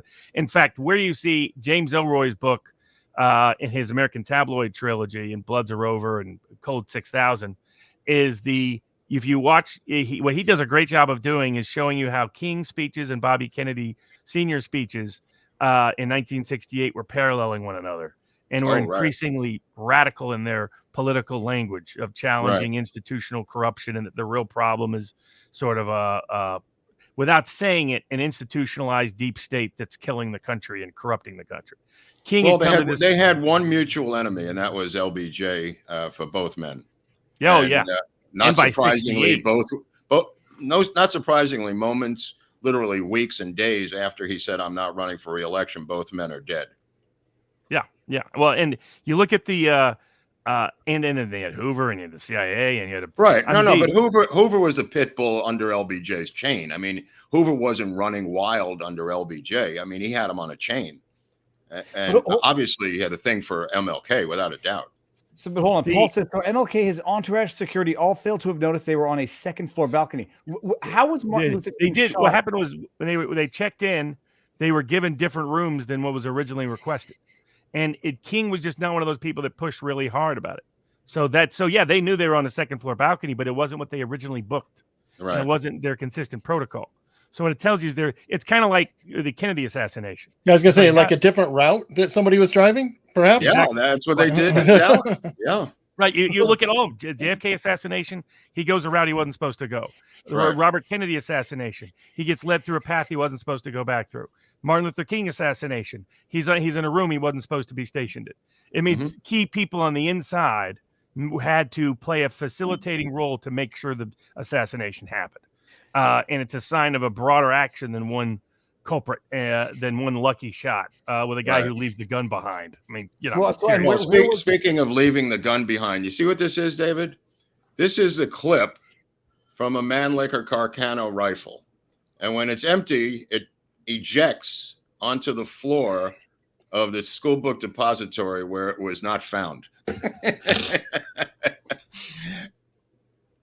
I'm going to have to piece that together afterwards. You're going to have to think about that. But in the meantime, I'm going to give you a look at this, which is a Minox spy camera that belonged to Lee Harvey Oswald that had photos of military installations in Minsk for a man who was a lone assassin and had no reason to even be there. But on this camera, he had military installations from Minsk, just so you know. Go on. But hold on a second. So how was Martin Luther King shot? Was it from another building? Was it from the street up? Like the bathroom from the hotel across the way. Is the official story. Yeah, not a hotel, it was a single room occupancy. Yeah, I think the most credible claim is that it was behind a bush, as I recall. Right. There is, I forgot. Yeah, there is something about that. Yeah. And because of the nature of the shot and everything else. He got shot through the jaw, Robert? Did he get shot like up in here somehow? I'm trying to remember, but I don't remember that part. Yeah. But they didn't capture James O'Reilly until much later. Yeah, there's a Barclays Marathon all about. I don't know if you've ever heard about that, but he jumped into that Mustang and got out of there. No, he didn't. He was on foot and literally did a circle. They have a race there almost every year, and it's only been finished a handful of times. What happened to the Mustang convertible? Don't know. I mean, I know that he went. It's like a 30-mile loop, like 3 times. They do it as a marathon. It's like the marathon that eats people or whatever. There's even a documentary about it. It's very famous, world famous runners and people like that try to do it. The guy who runs it is kind of crazy, and what he does is he puts book pages at different points. They're not allowed to have anything but their own dead reckoning and a hand-drawn map. They can't have a compass. They can't have anything, and they've got to. Well, how do you get to London? Do you take a phony passport and go to London in part of this race, or? I don't know. Well, or how he's in Mexico before that, and then I mean, where he overlaps with other people. It's like, and how do the same places keep? I mean, the other thing is probably not a coincidence that the towns are Memphis, Dallas, and New Orleans. In New Orleans, yeah, because these are and then LA later on, because these are places that are centerpieces of certain kinds of corruption in the United States at that time and place. Well, they tried in Chicago, but they didn't succeed. They tried in Miami, but in terms of JFK, I mean, this is when he escaped, by the way, from the penitentiary after he had been caught. Oh, I got you. Oh, I'm sorry. I didn't understand that. Viva, you got to take control. It's out of control here. Don't forget that this is the control. It's controlled mayhem because people's minds are being blown. I still got to look into that carbine thing, Mark. I mean, it was about 3 minutes ago. I'm going to look into that. Ask yourself how a guy like Frank Sturgis ends up. Frank Sturgis is just like if you want a template of how sort of deep state corruption works, just study the life history of Frank Sturgis. And look at the photos. Isn't his name really Frank Hernandez? Sturgis is a pen name. He's actually a Cuban, right? I don't think Sturgis is not his real name. He's got a Latino name. I know. I thought he actually was Frank Sturgis, but he occasionally went with other aliases that were. Oh, okay, all right. Because I think he lived for a period not far from you, Eric, where you live now. I think Sturgis at one time was. He was born in Norfolk, Virginia. Yeah, as Frank Angelino Fiorini. Right. Okay. Yeah. Sturgis is a pen name. Sturgis okay. had been in. So He was one of the plumbers. He was a plumber, Robert. Yeah, well, and he's in the hills with Fidel in 1958, right? Yeah, So I it's say. like, how's this guy? He's hanging out with Arafat and Ted Cruz's father, Ted Cruz's father. What Trump was implying by exaggeration. There's photos that I have of Ted Cruz's father passing out leaflets in the city of New Orleans by the Trade Mart in front of Clay Shaw's building, the Fair Play for Cuba Committee. And Ted Cruz's father was an operative working for U.S. intelligence. Grassy Knoll is obviously an exaggeration, but he was passing out leaflets with Lee Harvey Oswald in New Orleans. Yep, That's already a little too close for comfort. I like the comfort of my basement. You know, okay, let me just read this one, chat, because John Riddenhorf says, the best theory I've seen to date about the JFK is a documentary called JFK, the Smoking Gun. This guy doesn't deal with conspiracies, but dives into the forensic facts and comes to a conclusion that no one is talking about. Totally bullshit documentary. The guy's a fraud from Australia, ex-cop with a book called Mortal Enemy or some bullshit. Totally debunked. Next question. What was his theory? Well, I forgot. I mean, I went through the whole thing a couple of years ago. I remember the guy's like a drunken ex-cop in Australia. He's going to solve the assassination. Anytime there's somebody from another country involved with our assassinations, it's always a crock of shit. You could go to bat on that because they do not have access that people like Robert and I and other people in this country have had their whole lives. Actually, now, speaking of access, the camera that you just showed us, is that an authentic or is that a replica? That is a West German design by West German intelligence, Minox, the actual camera that was used by Lee Harvey Oswald and found, and you've got to open it up for you right there, the Minox. It comes with this lovely leather case. But now I'm going to ask a stupid question, Mark. The actual type, not the actual camera. This is not a historical. No, it's the actual type, right? It's not the actual camera. Although I do have an actual letter from Sirhan that Eric posted on our locals page yesterday. Sirhan denouncing me, which is a keeper. Yeah. So that's not everybody gets an assassin or a convicted assassin writing a letter firing them. I was fired by Sirhan after I got him paroled. Well, do elaborate on that for those of us who are watching now but didn't see the last week's episode with you and Eric. Oh, so I testified at the parole hearing and realized that every single parole hearing that he was rejected from, they try to relitigate the case. And as Robert and probably you know, when you go into parole, the last thing they want to hear is, I didn't do it because of A, B, C, and D, and Bobby Johnson did it. They don't want to hear that. And that's what happened with him 15 times. They went into mind control. They went into all this stuff. And the parole was rejected. And my angle on the situation was he had 4 Tom Collins, was in a blackout, shot the guy, and needs to be paroled because he was in a blackout and can't remember, so can't have remorse. And apparently this won the day. The commissioners literally said that to me. And he was paroled or temporarily paroled, by the 2 commissioners until Newsom rejected it. But they talked about him going and being treated in AA in the prison. And we had a whole long discussion during the parole hearing, which is also on the transcripts that you can now look at, right, Eric, on our locals page. We now have the transcripts of the hearing posted. And my testimony, my argument was he can't possibly have remorse while being in a blackout, shooting a person under the influence of alcohol. He had 4 Tom Collins and was legally, the blood alcohol level was enormous. And he's 5'4". So, 5'4" and really tiny. 4 Tom Collins is a lot of impact on somebody tiny. Yes. So the commissioner was an ex-cop. They're both ex-cops. So one of them had done 1 million blood alcohol tests and completely recognized the mathematics that I was putting out there in terms of blood alcohol and blackout. The level of his alcohol was the beginning of blackout stage in drinking. So anyway, it ends up where they vote to parole him. Later on, and I told them to just stay quiet, the defense team, but they couldn't do it. They had to get into a shooting war with the Kennedys, get involved in this media bloodbath, and they decided to cherry pick my Twitter account, take some of these tweets that I've humorously put on Twitter, show them to Sirhan and get him to write a letter removing me from the defense team a month and a half after I had done this to help him win the parole day. So not every good deed goes unpunished. I was thinking about this the other day that, I got some tweets that someone could probably not use out of context, but could probably, use. No, but you don't know the team that did this. This was a Murderers Row all-star team that Eric put up on the screen yesterday. This involved Suge Knight. This involved the two heads of the Aryan Nation. This was his advisory team that paraded him around the prison yard, David, hours after, unbeknownst to me, after that parole hearing, when they announced that they were going to vote for parole. They lifted him up on their shoulders and paraded him around the prison yard victoriously, this Murderers Row team of advisors in the prison in San Diego.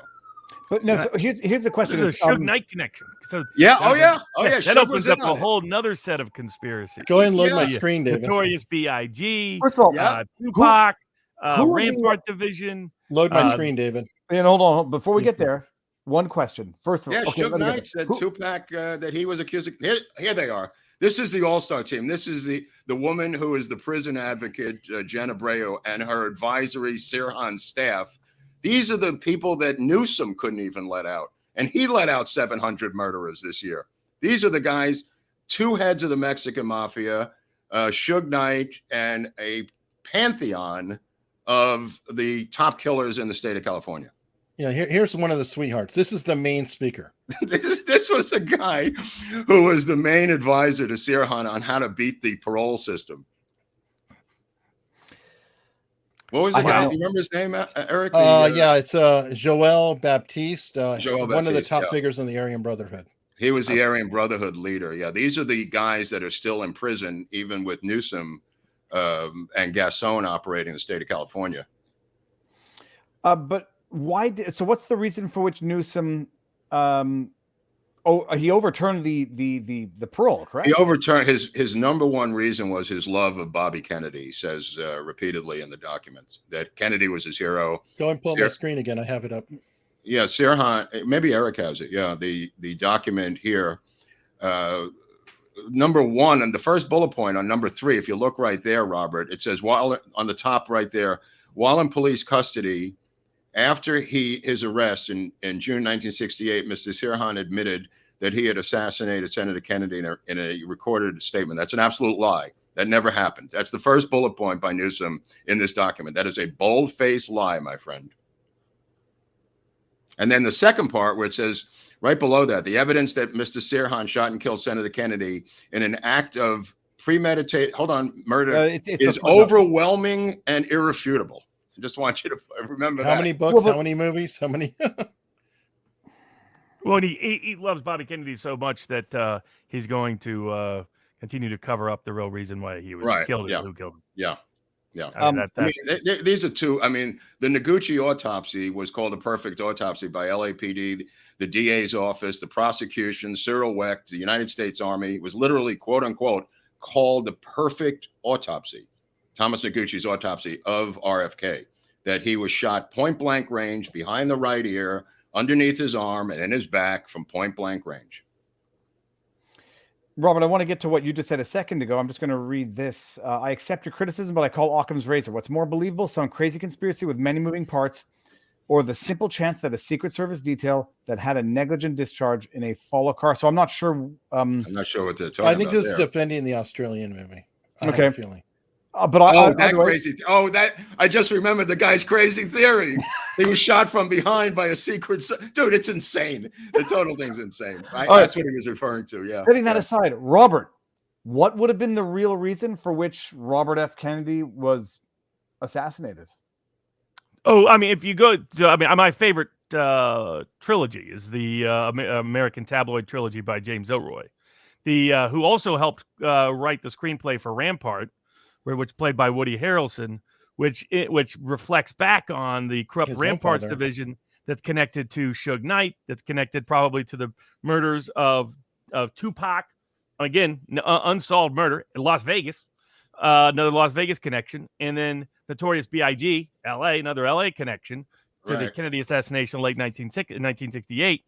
And then, of course, Charlie Manson and everything controversial about what really happened in that investigation and that indictment, just what was it, a year later, 2 years later?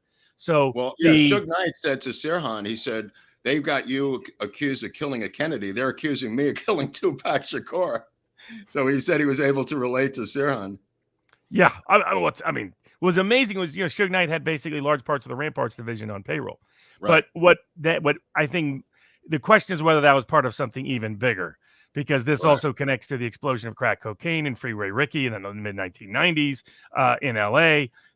It's it a coincidence some of these same cities and same political apparatuses keep popping up over and over and over and over again. Well, I don't think anyone is going to undermine or dare to contradict that, having seen what we've seen with the Whitmer kidnapping, the Jan 6. Oh. Now, I mean, it's interesting thing. Who was it that said that the idea of, it was the guy who just did the podcast with Joe Rogan. I forget what his name was, who said that the idea of agents agent provocateur, whatever you call them, it's far-fetched. Why would they have been there on January 6th when, like, we know historically, I guess, going back to as far long as these institutions have existed. Look at the Chicago 7 trial. Look how many agent provocateurs testified in open court just that they look at worked on the FOIA Chicago file, 7 case.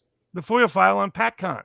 I mean, Right. there's a Southern Poverty Law Center informant that was deeply embedded within the whole Oklahoma City apparatus. Right. And ask yourself, why is why is a prominent connected East German ex-spy in the middle of Oklahoma City and Elohim City that led up to Oklahoma City and all of that? And then he gets disappeared. They fly him out of the country. And, and going back to my man, Frank Sturgis, I mean, why is he with a photo with a certain famous, certain famous future pilot and some other people in Mexico City, and then Porter Goss, former future CIA why is director. George Bush in Dallas filing tips to the CIA on November 22nd? What are the odds of that? I mean, it's just and the thing of it, if you're the system, this is logical, right? This is you're defending your institutional interests. You're keeping people aligned in ways that are for their own benefit. They just don't realize it. And when it involves time or some other geographical distance, we have no problem seeing this for what it is. It's only when it's close to home that all of a sudden. Well, I think there's a direct correlation to their oppression today and the openness of the internet, leading average people to see these dots, connecting them themselves, and that has forced them to be more aggressive, abrasive, and oppressive. I think there's a direct correlation behind that now. Oh, no doubt. And that's where the disinformation comes in. So, and that's where, okay, we're going to get hit by people who are going to see what happened. So we'll create a crazier story that sounds attractive, whether it's the QAnon phenomenon, whether it's just recent versions of it, of these theories, or the Dominion theory that led everybody. We did a whole episode of the CIA and the media, Eric and I, and it's worse than it was back in 1977, because now it's not Frank Gibney, Alex Gibney's father at Newsweek anymore. Now it's movies, documentaries, TV, Anderson Cooper's, the Philip Mudds. It's just 24/7. Hannity's got a nice pin. Who? Hannity has a lovely pin. Oh, yeah, Hannity's got the pin on. I mean, I guess you get the free mug after a while. I don't know. Eric, his father was CIA too. I mean, that's odd. What am I seeing this for? Well, I just had it up for earlier. Our friend Shug. It's a nice, flattering photo. I think, who, by the way, captures the spirit. Tangentially helpful for USC's national title run, because he would be on the sidelines with Pete Carroll helping to recruit potential players. Is that true? The guys that maybe. Oh yeah. You can find the old photos of Shug on the sidelines. No. And part of Pete Carroll's pitch was, hey, I'm going to get you connected to Shug Knight and the rap and the music industry. Come to USC and play football here. So that's where it all overlaps.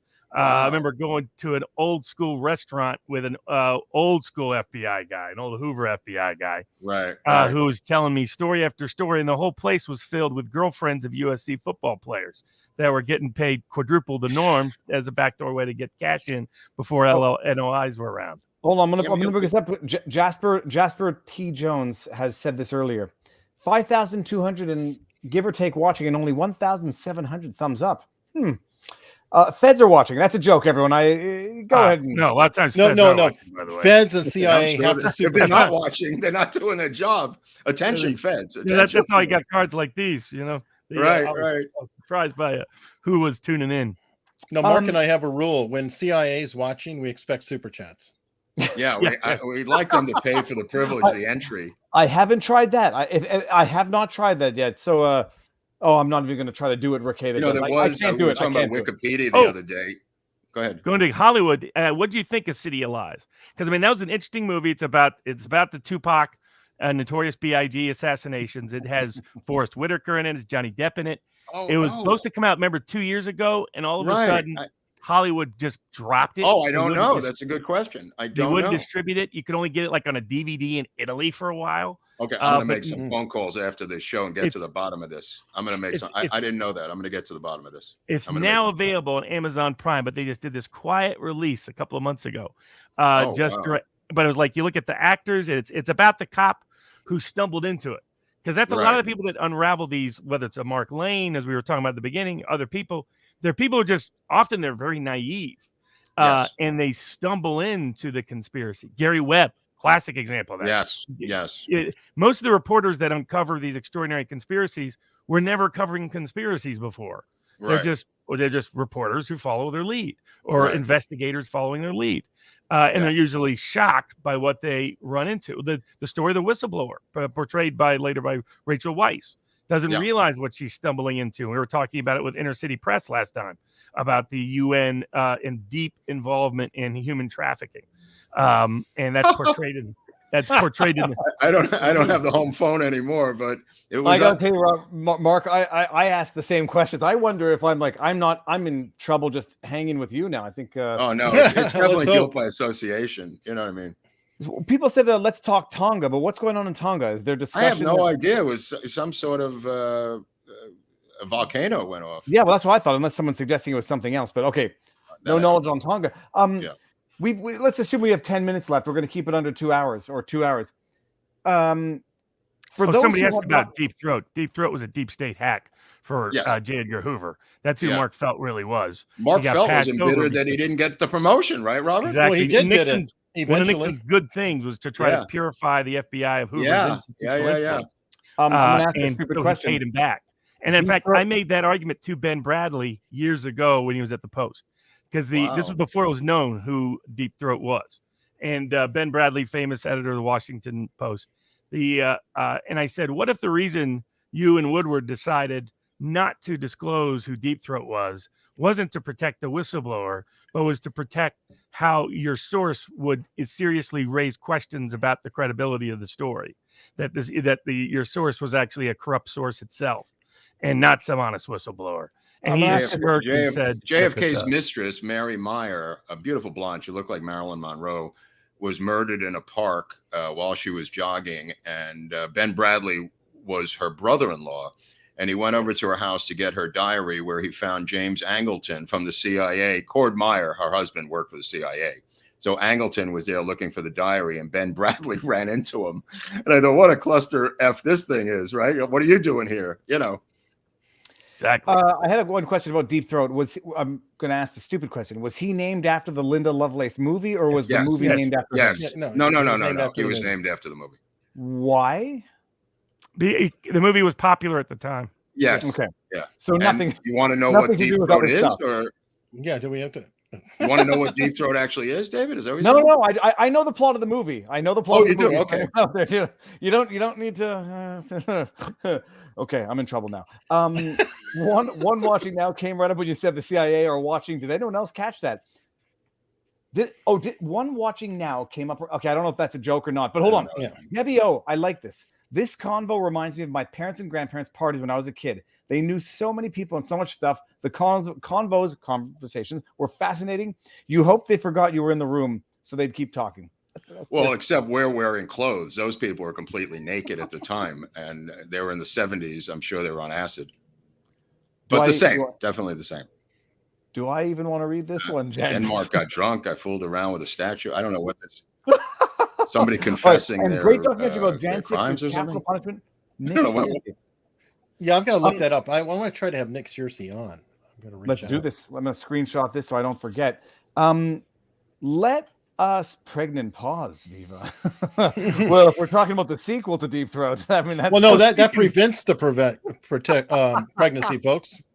Okay. Speaking of the January 6th stuff, I think that the people, it's interesting watching people like Darren Beatty and others Julie Kelly and others try to sort of unravel these kind of things. But that's why I've always told people, go back and watch, study how these things work in general. Like, I mean, I've always told Julie, she should be getting a Pulitzer Prize, but in reality, the world is reversed now. So the New York Times gets a Pulitzer Prize.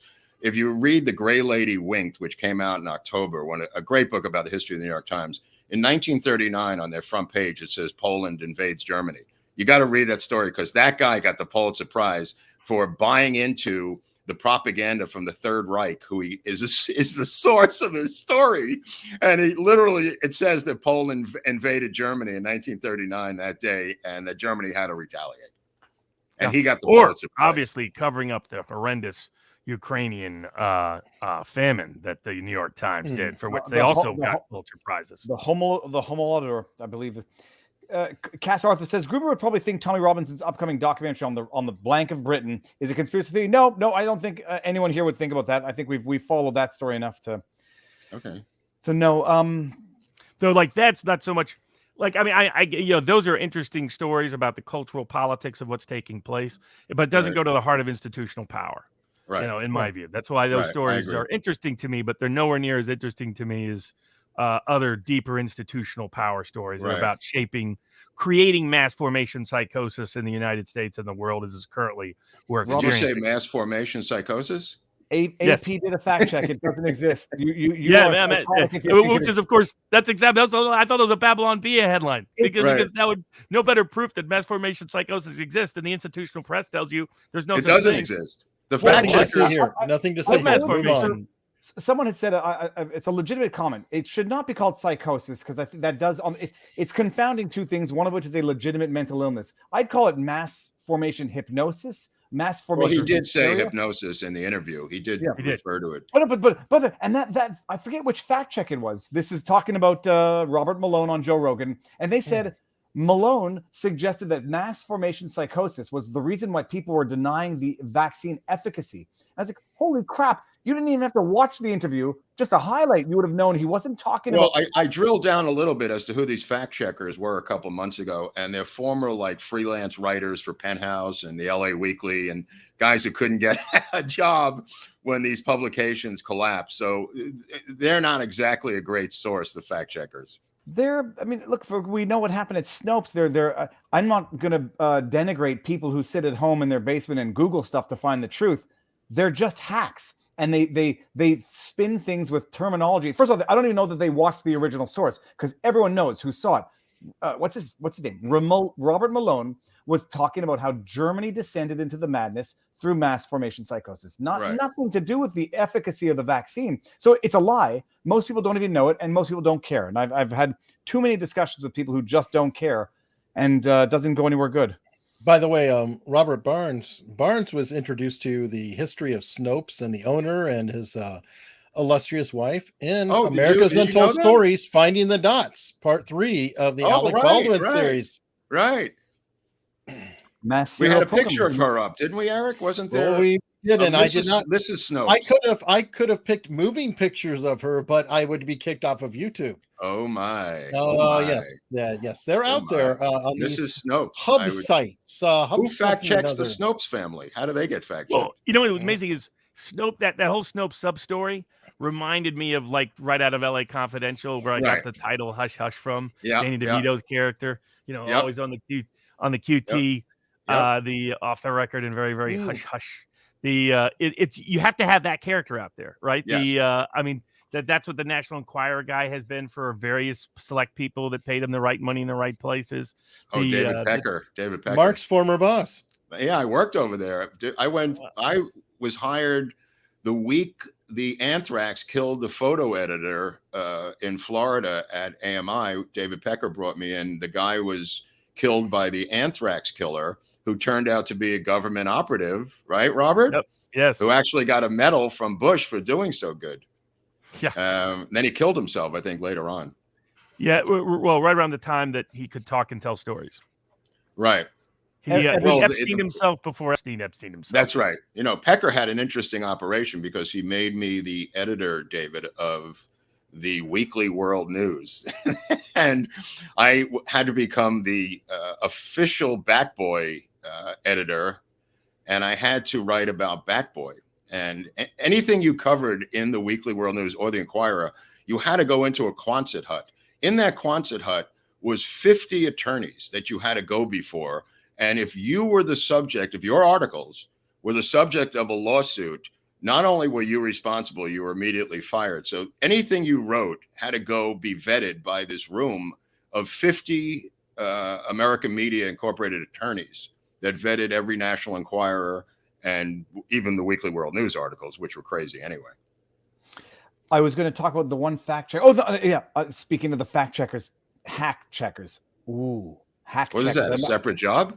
No. I'm just saying, like, the one that they were also talking about, Robert Malone, his role in developing mRNA technology, and they say that he lied about his credentials. He purported to be the inventor of mRNA, and then the fact check itself, you get 3 paragraphs in, says there's some truth to his claim as to being one of the architects, but a lot of people contributed to it. There were a lot of research, yada yada yada.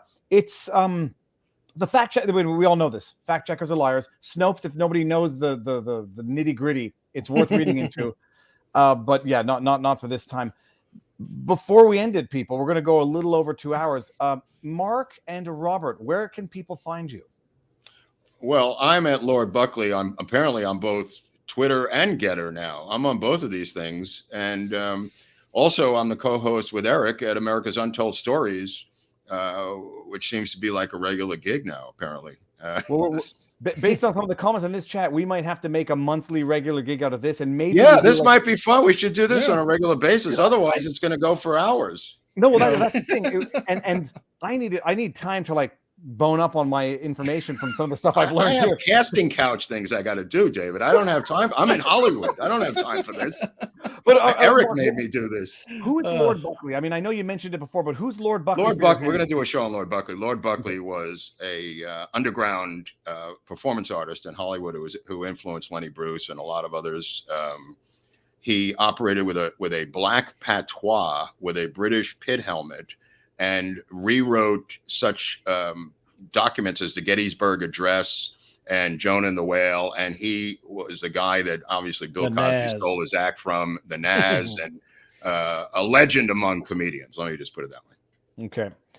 And no, by the way, we gotta cut these to 2 hours so that people actually have their appetite has been whetted so that they can insist and desire to come back for more. Whetted. And also whetted. Because, by the way, whet your appetite is W-H-E-T. It's actually like not a W-wet. Eric, where can they find you? You can find me, America's Untold Stories. You can find me at Eric Hunley. Hunley Eric on Twitter and Getter. Or, most importantly, unstructured.locals.com. I'm going to bring this one up because I'm old enough to remember this happening. Oh, right. Yeah. Uranium yeah. Right. Hillary sold 20% of USA uranium to Russia via a Canada businessman. It was not me, ladies and gentlemen. Not you. Robert. You say. Where can people find us, sir?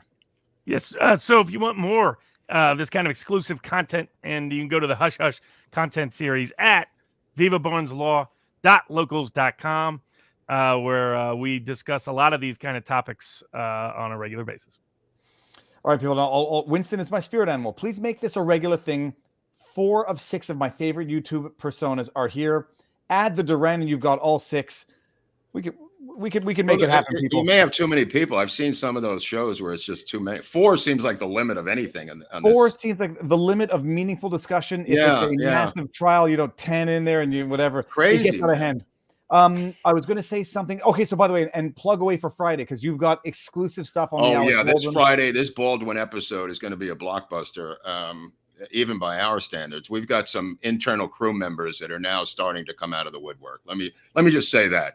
Internal crew members, and there's a lot of finger pointing. I don't know who's correct, who's not correct. It just dropped today. I just got something. I just got it today. I mean, we weren't even going to do the show, and it just we were. We're trying to get out of this mess, David. We're trying. I saw your last episode, and it's the thing like you don't want to become the Baldwin channel. No, I said that. I don't, but it's a gift that keeps on giving. I mean, I wish they would arrest him and put him in jail already so we can move on. Well, then I could go to his parole hearing. We have other shows to do. No, but I'll tell you one thing. Baldwin is reading Hannah Gutierrez Reed's lawsuit, and he's saying, my goodness, did she just deliver a present to me for Christmas late or early? Because I have my own conspiracy theories. That Hannah Gutierrez Reed lawsuit reads so badly, I question what the motivation was to file that lawsuit now before the investigation has even been closed. I question. and Right. wonder if there's undue pressure. Oh, it's a court of public opinion piece. The court of public. yeah, but I'm who's sorry, reading? yeah. Who's Yeah. reading that and thinking anything better of Hannah Gutierrez Reed now? I'm Chaff not. and redirect. Look she's up trying chaff to, and redirect. yeah, she's trying to counter certain key Yes. people. That's Yes. what that's about. I mean, It's there's all not an kinds of bad- warfare. There's all kinds of international warfare going on here Yeah. below the And what is surface this? of people's. He's the least significant or the least protected politically of the probably some of the targets. That's why she's using this as her only way to get out there. And Right. and by putting it in the court of law, you allow it to be publicly. Anybody can discuss it publicly without suit. It's interesting. So It's interesting, but I'll tell you one thing. I have an open mind, and I was inclined to be the least harsh on Hannah Gutierrez Reed. But reading that lawsuit, she's made some admissions now that I just would never have made. And having made them, But she knows. My guess is she knows the others. The institutional decision makers already have that intel, and they probably have a worse version of it. Right. So that's where she's not playing to the court of public opinion conventionally. She's playing to a very specific group of public opinion. well, Yeah, it's like a game of musical chairs, David. When that music stops, there's not going to be an extra chair. And they're all doing the dance while the music is going on, trying to get that chair. And someone's not getting a chair at the end, I think. okay. Well, that is a phenomenal point that I had not thought of, and now I feel stupid. So, on a way to end it, we're going to end this on me feeling stupid. I'm being tongue in cheek. That's a phenomenal point that she might know worse facts, and so it's minimizing the damage. Right. Okay, well, Lord Buckley, sir, and Sir Eric Hunley, we will be Sir. watching Oh, Friday. shit. We will do this again, people, because this is fantastic. I think people Robert, like this. I don't know. They Oh seem yeah, to yeah. like I think the fun. There's just so many topics. it. We got a there's million of these. We could, Robert and I Absolutely. go for days, you know. one day I might just And- sit in the back and just watch you guys go No, out. you're good too. We like you. I mean, look at your hair. I mean, that's it. They need an audience. They need a Right. live audience. You know? We need a monitor, someone who's got common sense. If I can do nothing else, I can moderate and I can Right. bring up chats. Like, look at this. How do we? Look what I just did. I screwed it up. Right. This is what you're good at, David. I effing loved it. Okay, no, we're doing it again, people. We'll do it again regularly. But Eric, Robert, Mark, stick around. We'll say our proper goodbyes. Everyone in the chat, thank you. Clip Thank some of you. the stuff, share it around, and let people know what's going on. Let me just take this off for a second. Thanks, Viva. Okay, great. And everyone else, enjoy the rest of the week. Sunday stream coming up. Next week, we might have some good guests. So, Oh everyone yeah, knows where to yeah. find We everyone. have some guests coming up. All right, Okay. peeps. I'll Peace out, watch everyone. that.